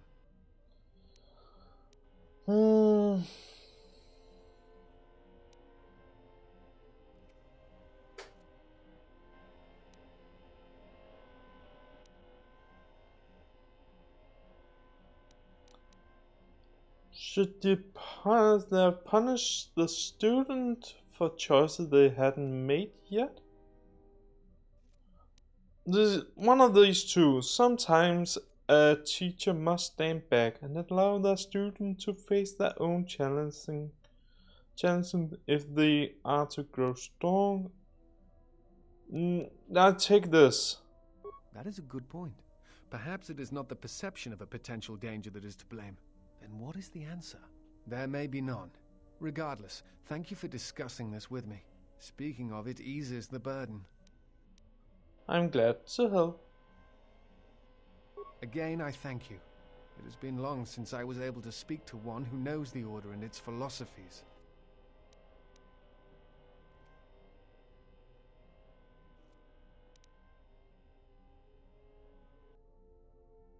Who are they? Master Arca taught Ulik. Master Baz was the one who saw what Exar Kun could become. but he took no steps to stop him. Master Jar taught Malak, and Revan had many masters, including Jar, Kay, and Dorak. And towards the end of the training, Revan sought out many other teachers to learn certain techniques. And it is said that he went to his first and final master to learn how to leave the Order entirely as she had. And such teachings and their teachers is why I harbor doubts. Why I wonder if something is missing from the Jedi Code. Revan and Malak would have received same training. I'm not certain you understand what happened with Revan. Do you wish me to explain? Go on. Revan was captured in the middle of the Jedi Civil War, due in no small part to his apprentice Malak, who turned on him. Revan was brought before the Jedi Council and put on trial. You must understand that the situation was desperate, and the Jedi needed to know how Revan had amassed the forces arrayed against them. As I understand it, they were able to convince Revan to have a change of heart. Revan helped the Republic defeat Malak.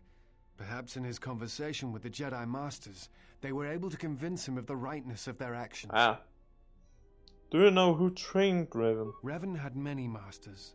Zar, Dorak, Master Kay before Kay left for the wars.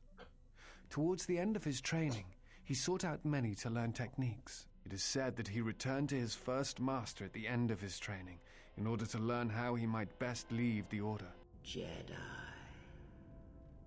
I do not recall who Revan's master was. Strange.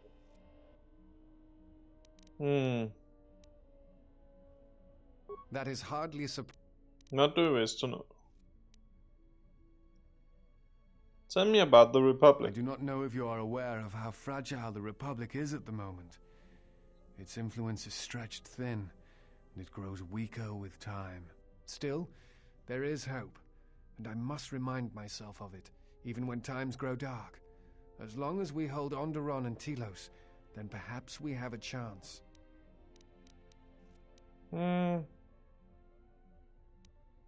What would need to be done to save the Republic? There are many factors. Aside from protecting Telos and Onderon, we need a rallying force. We need the Jedi, even if they are just figureheads. That is why I traveled to Dantooine, to find some trace of them. Why is the Jedi Order important? The Jedi are a symbol. As much damage as their reputation took during the Sith War and the Jedi Civil War, there are still many who they serve as an example. Plus, there have been times in the past where a single Jedi has been enough to change the face of a world, or a galaxy. I suppose I still believe that might be possible. Despite the betrayal of many of the Jedi against the Republic, I must concede that as figureheads, they do serve a vital role. Why is Dantooine important? Dantooine was one of the few Republic worlds on the Outer Rim. It is why the Republic is attempting to get the settlement up and running. But now that you have protected the settlement on Dantooine, it will serve to stabilize the Republic presence on the Rim. What would need to be done to save the Republic? There are many factors. Aside from protecting that... Okay, we got that. The Republic is fragile right now. Telos is important because its success will determine whether or not the other dead worlds receive the same reconstruction efforts. If Telos is rebuilt and made habitable again, it will affect a string of worlds along the Rim. Okay. How did this happen? The Jedi Civil War brought much suffering to the galaxy, and the forces that Malak and Revan amassed against us seemed limitless. Many worlds were destroyed, trade routes disrupted, and the Republic fleet was almost decimated. While it is said that Revan and several Republic heroes and Jedi defeated Malak, in many ways Malak had already won. What do you mean? The war was costly, and it shattered the Republic. In time, the Republic might recover, but if a threat strikes now, if certain key worlds are not held, then the Republic will collapse. Then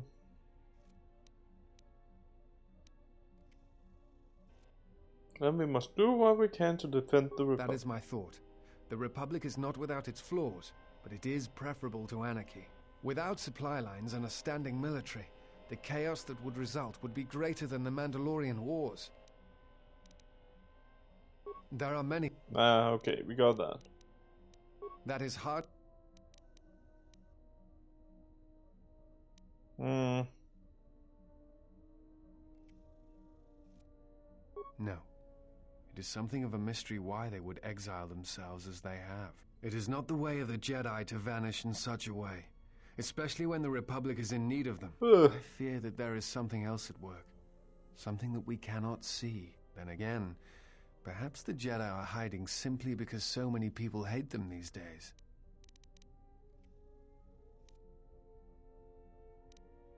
Okay, we have been through all this.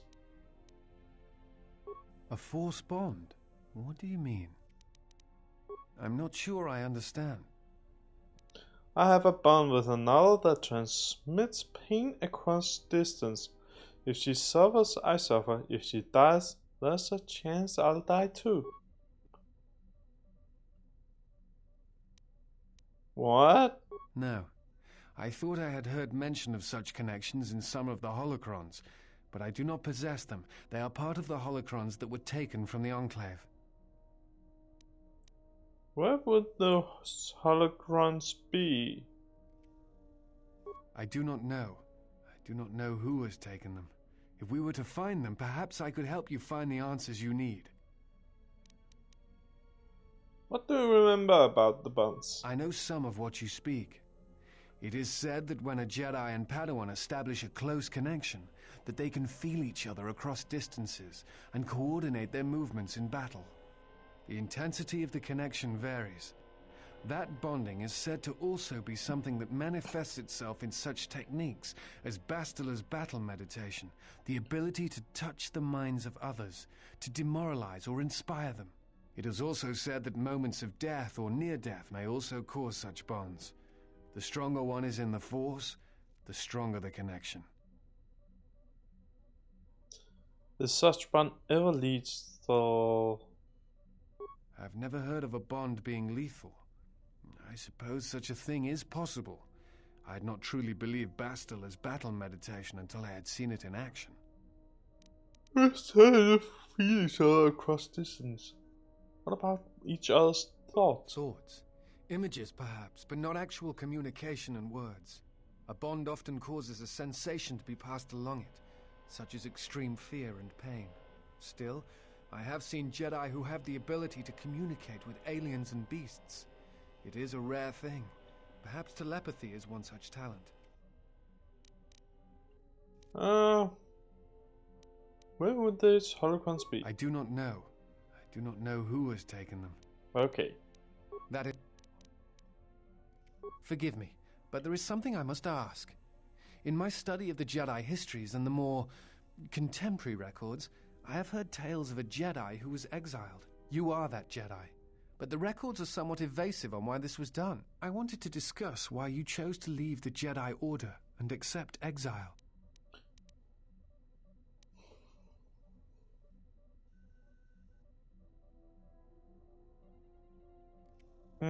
I left to protect the innocent of the Outer Rim. I see. And because you went to war, they cast you out? At first I thought that was the sole reason.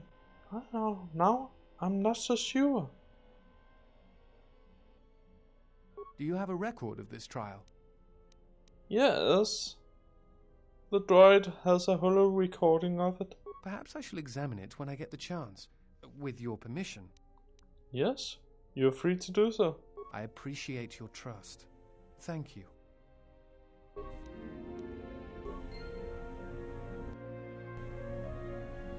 I have studied the holorecord of your trial. I am unsure what to make of it. I must confess that I was searching for some meaning beyond the records. A reason for why one would leave the Order. I did not leave the Order, I was exiled. Yes, but exile is rare, and I have found it is not really something that the Order can enforce. Believe it or not, it was really your choice.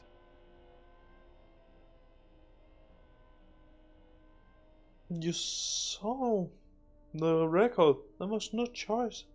I don't think so. Perhaps some of them felt strongly about your sentence, but I think something else concerned them. Again, the choice to turn away was yours, not theirs. Why does this interest you? Because I too turned away from the Order, under less extreme circumstances perhaps, but stemming from the same reasons. I still don't believe exile was my choice. I'm not certain I do either, but it is something worth considering. Because Okay. Then I shall speak no... Yes? Is some... That is hard...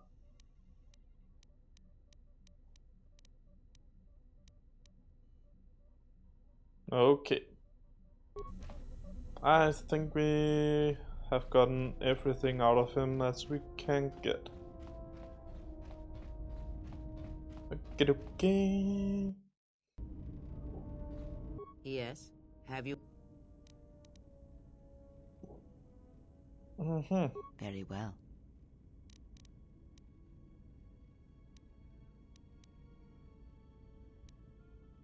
Very well.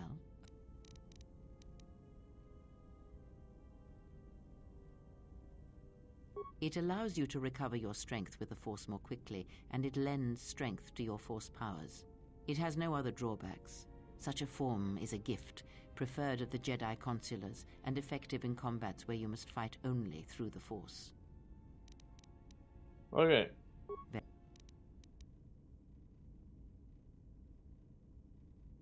Very well. What is it that drives you?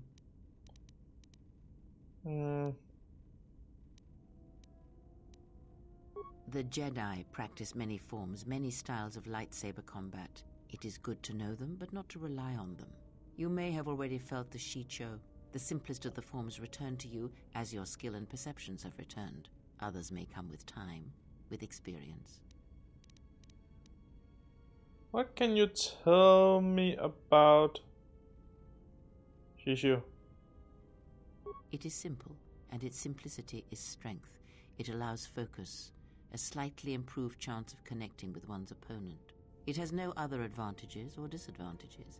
It is an effective form to fall back on when no other form will do. Others may come with time, with experience.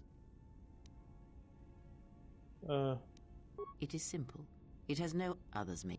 Okay.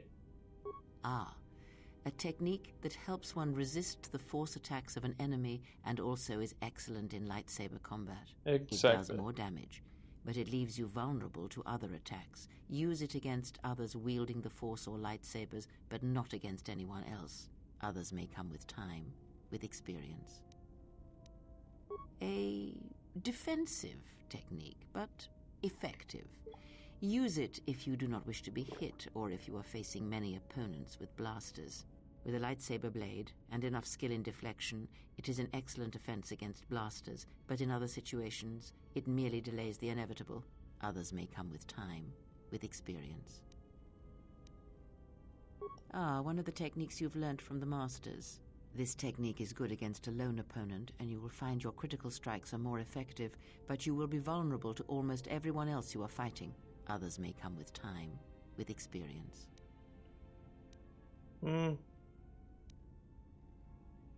Ask. Okay.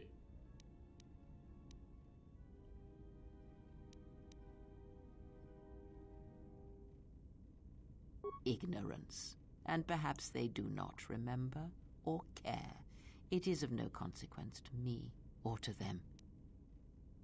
Are you certain? Do not let them discover what makes you what you are before you do, or the consequences for the galaxy will be terrible.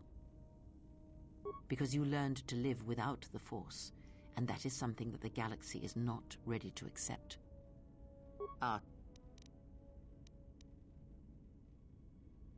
And? Okay. Did he? And what do you make of that? It seems strange that Force-sensitive world was obliterated. You are right to trust your instincts. Something is wrong. It is only a matter of discovering what and why. If your instincts lead you to an answer, seek me out. Perhaps we will discuss more. And Do you know how her homeworld was? because it was its time, perhaps you should ask her. It begs many questions. Her people are not prone to violence, war, or hatred, yet their planet is obliterated, scoured from the face of the galaxy, and all that remains is a Sith. You are right to trust your Okay, never mind. She has nothing else to indulge us with.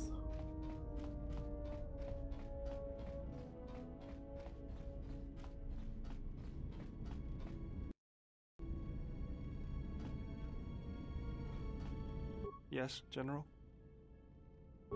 Never mind.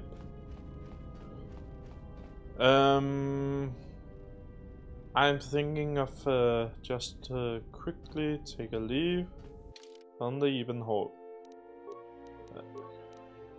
Add.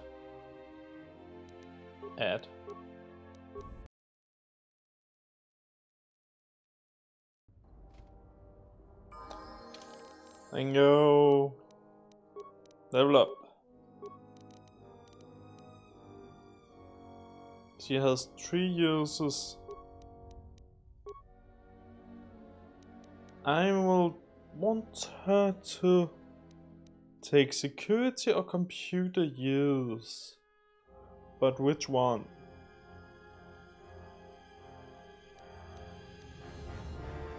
Computer, I think. She will have around the same training as I do, I think. Add. Accept.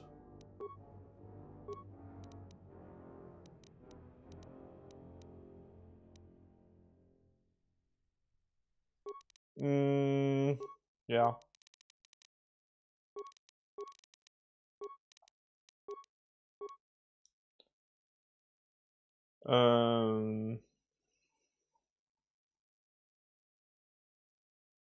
We have force push, yes.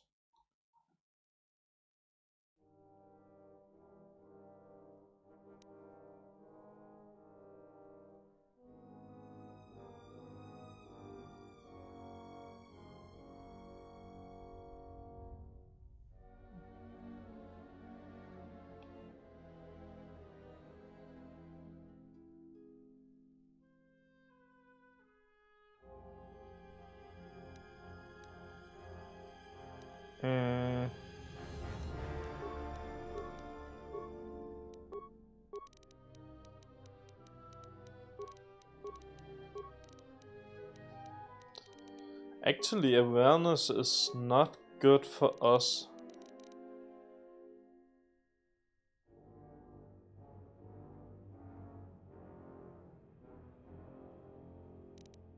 So let's throw it all in computer. Right now, at least. At feed. Powers.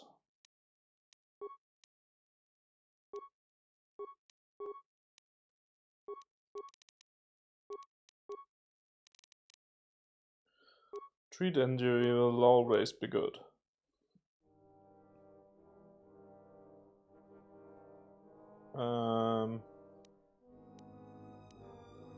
For speed, I guess.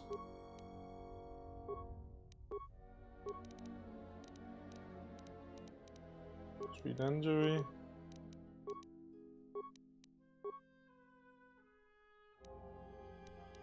At 4 speed.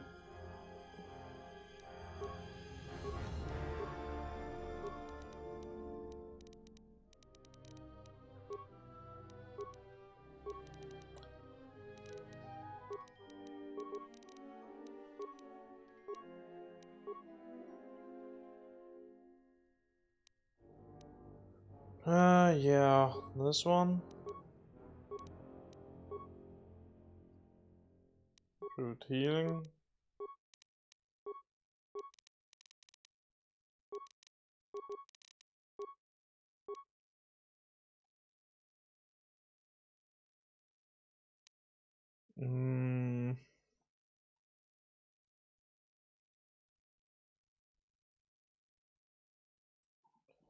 Alright,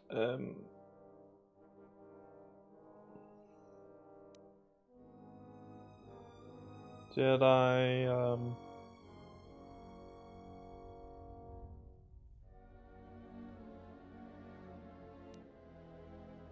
finesse, I suppose.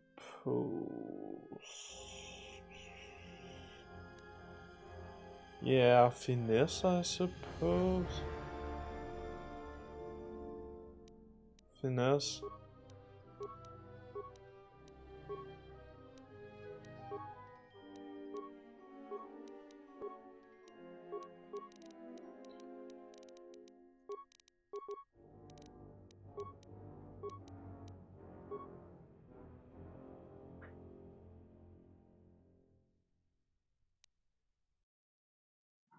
Let's add this. Force whirlwind.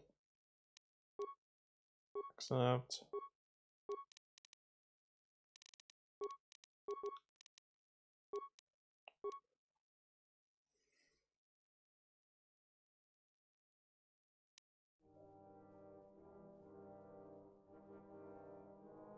Yeah, improved dual striking, I suppose. And level up. Awareness we cannot use.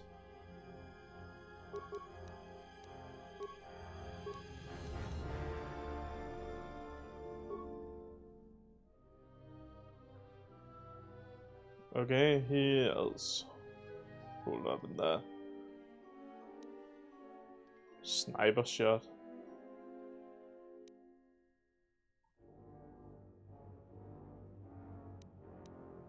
Let's add to this one. Powers. Add. Add.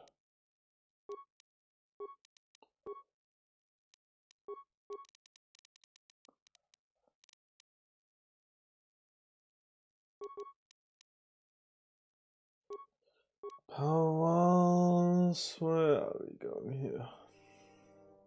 Force push.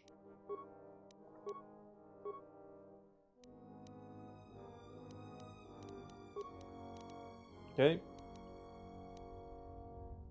Remove.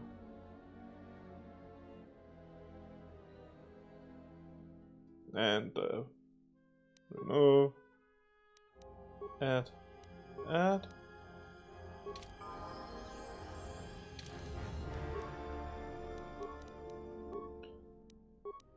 Skills.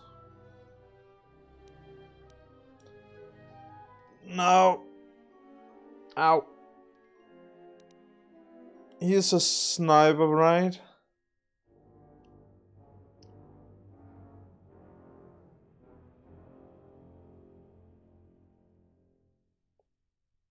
So I will say, give him like this, except some dexterity.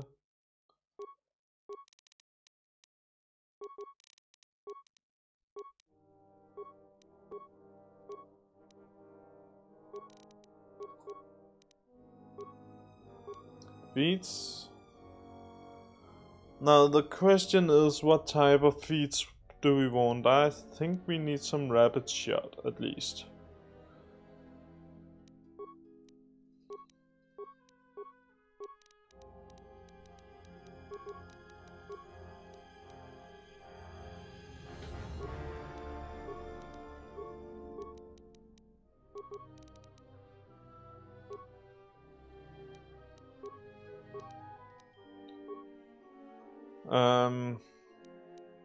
Blaster rifle.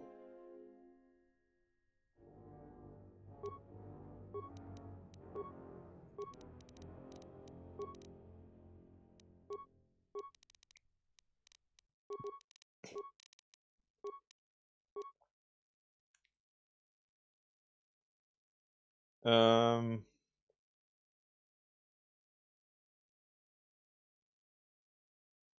Now it's the question, what else?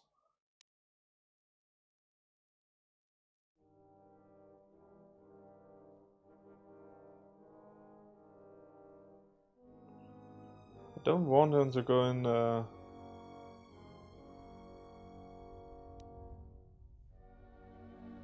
I want this, I think, yeah. Mostly because it's a fun skills.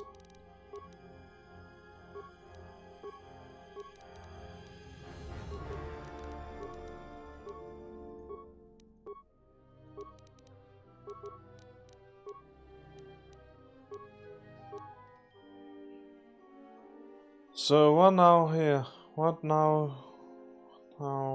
Now. At this, I think. Level up, skills.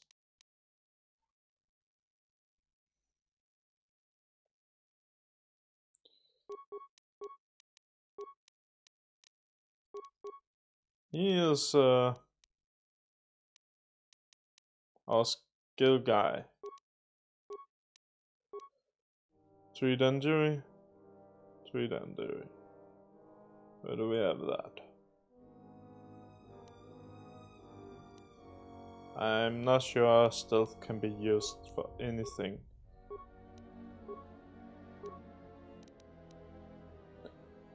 Yeah, strength, I guess. Skills.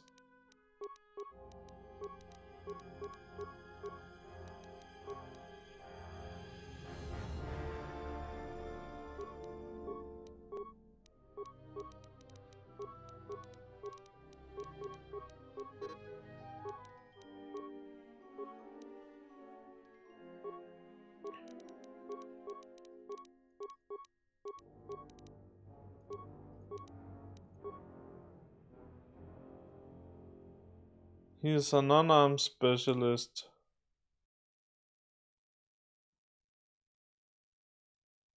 And we probably don't want him to do anything else than one-armed attack. Although we don't want him in doing anything in general.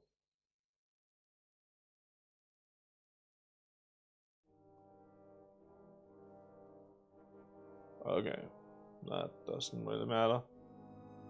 So I guess it's adding this.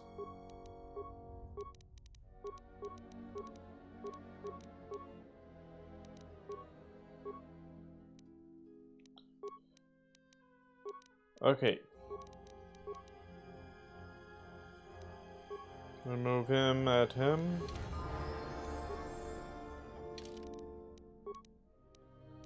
He's also mostly a skiller.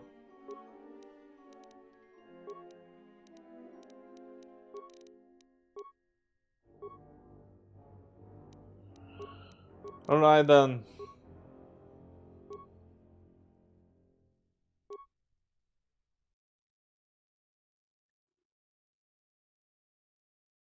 Droid battle upgrade. What do we have here? Attack modifier is in general really good. Droid fighting upgrade. Droid motion tracking. So this one. I can see no reason not to have this one.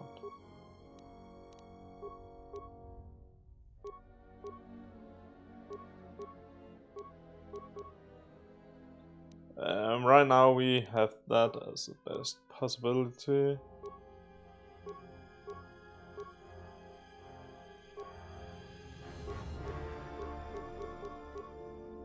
Guess this one.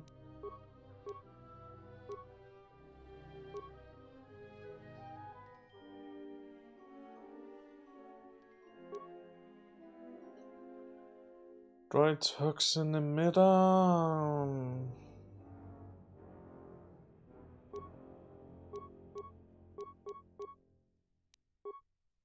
This and this one. Agility. Yeah. This one. Computer use security, defense bonus, dexterity, computer use.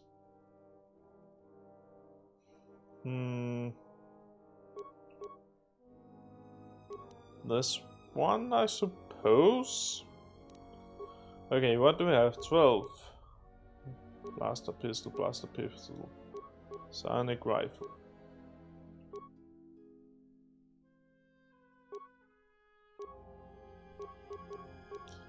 Right now, this one, I guess.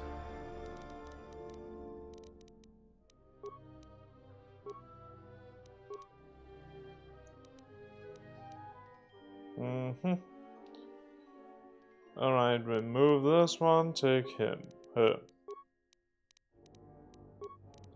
Wait, why didn't it save my changes? Remove. Add. Thank you. Ah, Kreia, she also needs some level up apparently. Do that. Only because we don't have any other choice. Now she...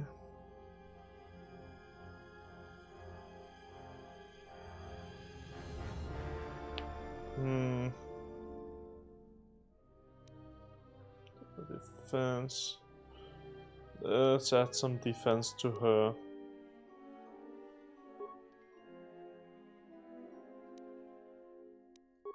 Let's add these two.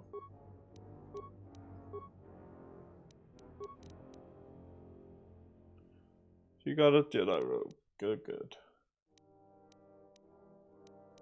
She got what she needs. And she still not use anything else. Alrighty then.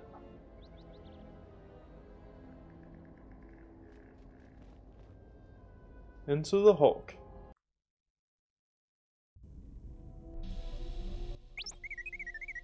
What do you mean, Pazak? What, again? This is Ronto Scrag. What house rule says I have to go first? Yeah, well, I'm still not convinced you aren't cheating. Warning, if you draw another ±1 card, I will enact assassination protocols. This droid is cleaning me out. Can I play? What are you playing? Pazak. Well, I'm playing. It's cheating.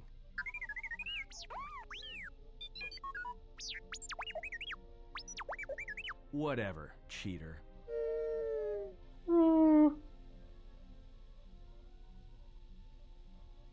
Deal me, can I play? Sure, but I don't have any more credits to bet, so it's Republic Senate rules.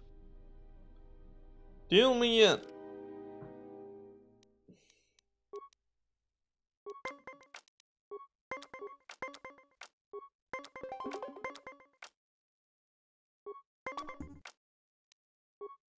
Oh.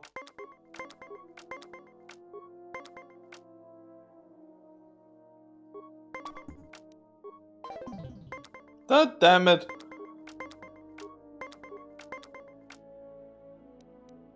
Are you kidding me? Right now.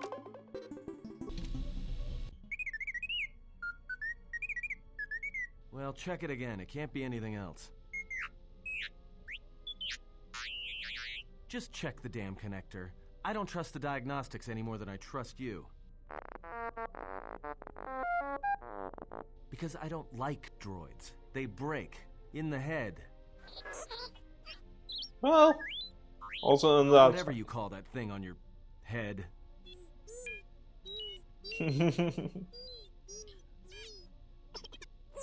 Yeah, well, if I'm mean to you, it's because I care.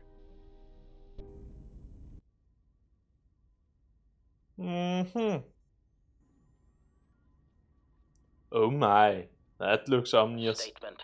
My memory core has suffered some damage. Statement. Yet somehow, a gap in my circuits makes me feel as if I should remember you.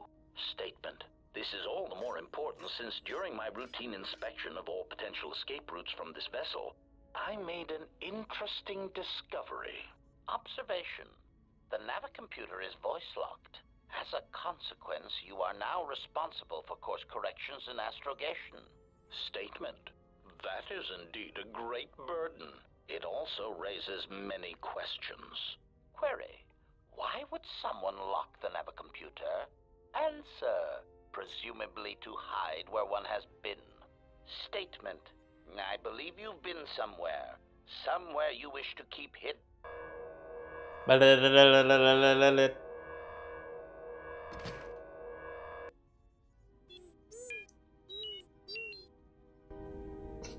Bad droid. Bad droid. Query. Is there someone?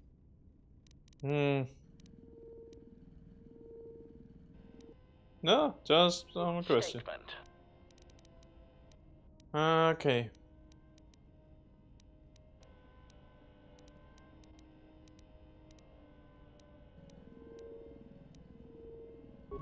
Okay, nothing, never mind.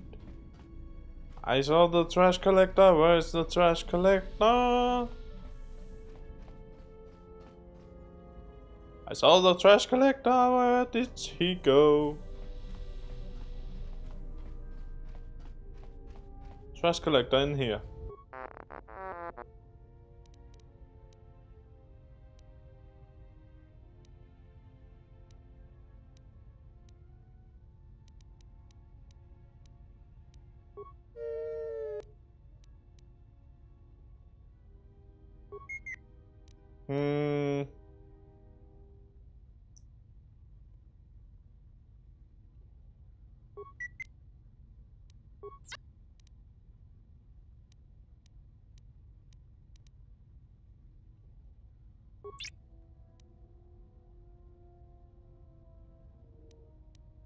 T3.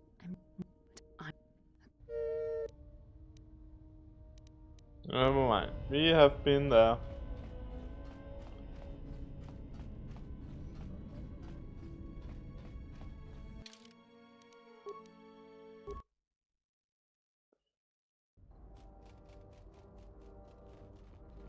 Wanna see if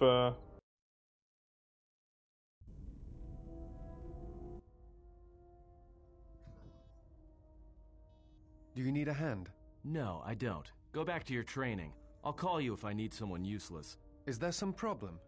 I was only offering to help. Problem? No, no problem. Just wondering how long you're planning to stick around. For as long as she needs me, of course. How heroic of you. Well, she doesn't need you. In fact, we were doing just fine until you showed up. Actually, there are times when it seems you could use some help. Always with the details, aren't you? You can't fool me. You have some agenda. Spying on her, always keeping your eye on her. No, I don't. I simply admire her. She has many qualities worthy of respect, and a strength that matches her beauty. Surely you've noticed. Yeah, and I noticed first. Get it? So cut it out. Jelly man. And another thing, stop being all noble around her in your big hero way. She sees right through your little act. She likes honest guys, not guys who run around being unselfish and heroic all the time.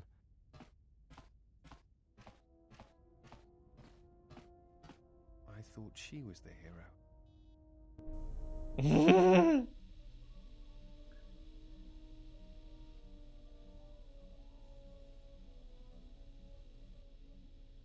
Are you alright? The more worlds we travel to, the more questions I have. It's not just the hardships of the people, but something more. It's difficult to turn away from the suffering of others. That is why one must help when they can. You are right, but there is something more at work here. What do you mean? The attacks on Qatar, Telos itself, the decay on Dantooine. Something is wrong, but I cannot pinpoint what. It's like their connections have become sickened, damaged. Sometimes I feel like I almost understand, and then it just slips away. Okay.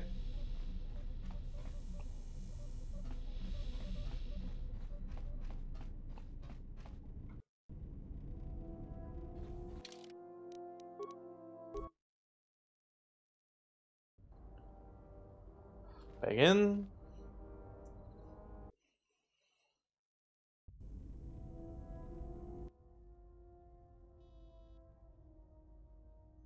Oh, great. What do you want now? To give me a hand? I told you, I don't need any help. Especially from you. Atten, I feel that perhaps there has been some miscommunication between us concerning the exile. No, I understand you just fine. Look, I know what's going on in your wannabe Jedi mind. Thought you Jedi or ex-Jedi or whatever you are were supposed to be above all that. Atten, perhaps I should explain. I see relationships with others in a different light. Not as possessive or carnal. Relationships are, well, there's something shared between two people and give both strength, whether through struggle or whether through affection. I admire her. Perhaps even feel for her. It is difficult to be around her and not have such feelings. Well, yeah, okay. But she walks a far more difficult path than the rest of us. I care what happens to her. And if I can help her, I will. Perhaps if there is anything we can agree on, it is that we will be there for her when no one else is. And perhaps save her so that she may continue down the road that she must walk.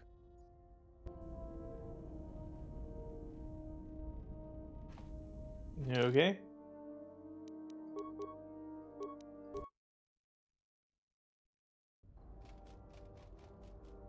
Back in, back out.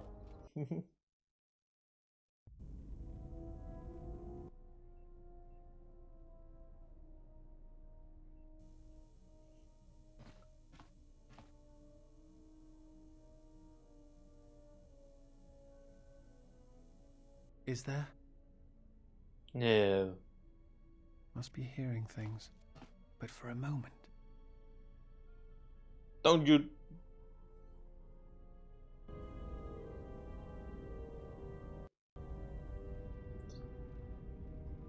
Okay.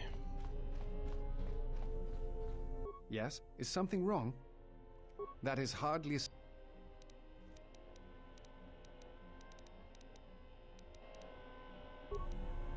Okay. Back in, back out.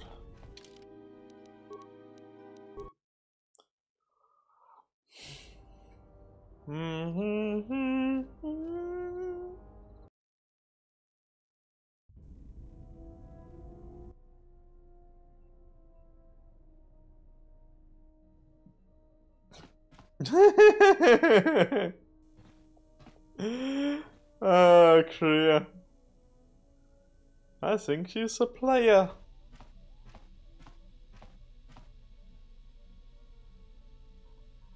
Jedi.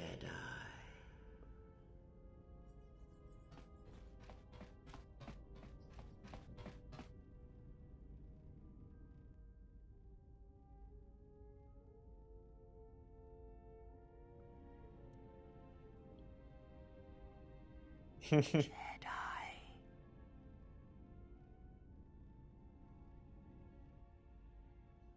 She's going to drive him crazy at some point. Betrayer.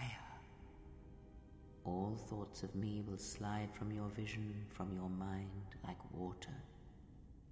You know who I am, but you will be unable to voice it, to remember it. What does a Jedi see? Only what I allow them to see.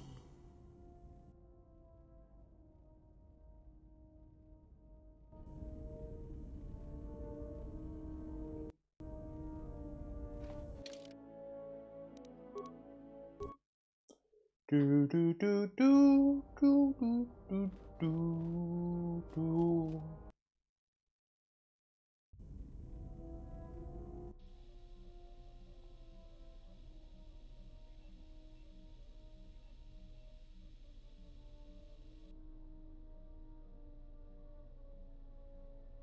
At last you understand, tiny Jedi. You? Who are you? What are you doing on this Enough. What did you see in the web of worlds that have died? What did you see when you saw it through the Force? I see the death of the galaxy. Of life. At first, I thought it was just conquest. But it's more terrible than that. It's an echo, spreading outwards, killing everything. It's not possible. You are a wasted pawn of the Republic, young one. You could have been so much more, even with your wide-eyed innocence, your naive love for others. Now you understand the magnitude of what is being done. I know you. Not even the markings of the dark side can hide it. Why have you done this? I? Do you think I seek the death of all living things? There is no victory in such things. I do not want to win our war like this, little Jedi. When I win, I wish it to be because I was right, my teachings true. How long have you been here? Among us? You know the truth. I have always been here, watching and listening to the echo you have found. You know its source and what must be done. I will not let you hurt her. Little Jedi, you cannot stop me. But you will forget this. Your mind is worse than the others, so open, so trusting. Your feelings for her are your weakness. Yet I will gift you with this. You will remember what you have discovered when the time is correct. Know that you have seen what formerly only I knew. Now we shall see if you have the strength to stop what comes.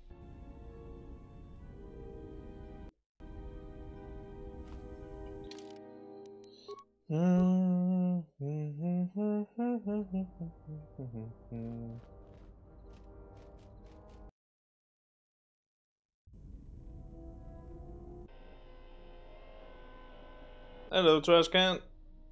Betrayal. Machines. Her passion for such things defies me. It might be helpful if I made some changes to my remote's maintenance laser to do spot repairs. Analysis.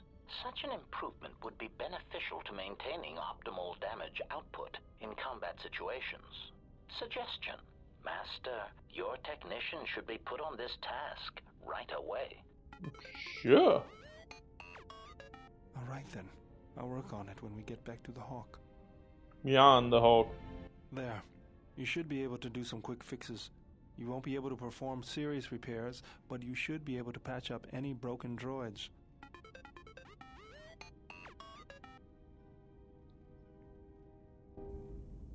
I don't understand why you won't let me take a look.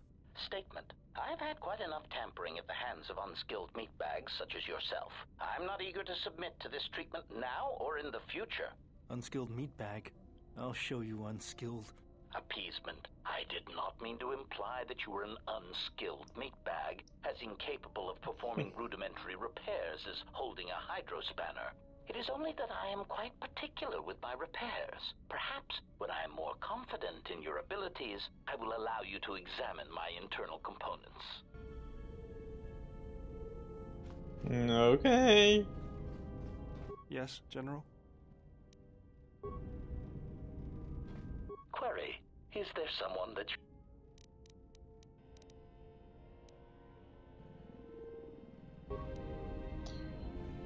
Okay.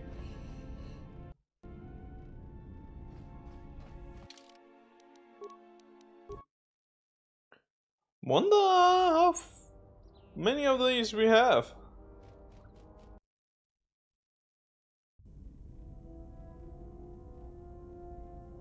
What?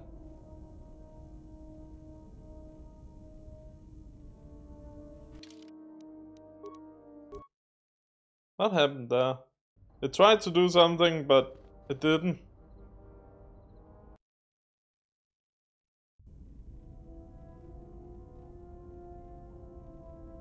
Okay, 2 seconds. I tried to restart the game to see if there's a bug in the soup. It might not be, it might just be how it looks when there's no more. But I want to be sure. Quick save. Load.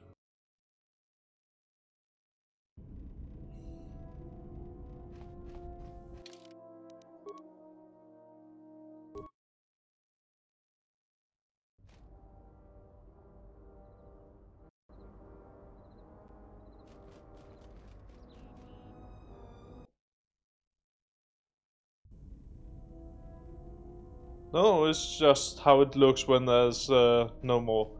Okay.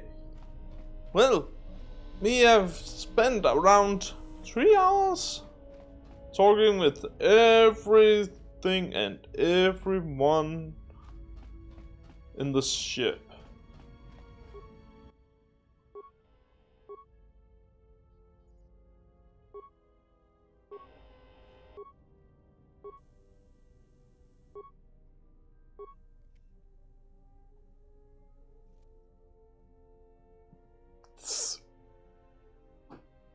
Wonder what happens.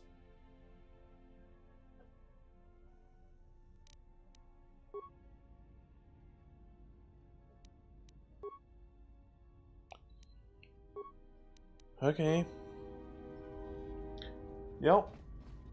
Well, I wanted to go to Underrun today, but we have spent more than we needed to do in here to be finished with this talking and all that, and I'm happy with where we got, but damn, we also spent a lot of time on it.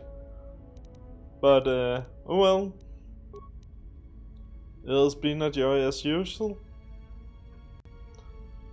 I'll see you tomorrow, and this time we're going to Underrun.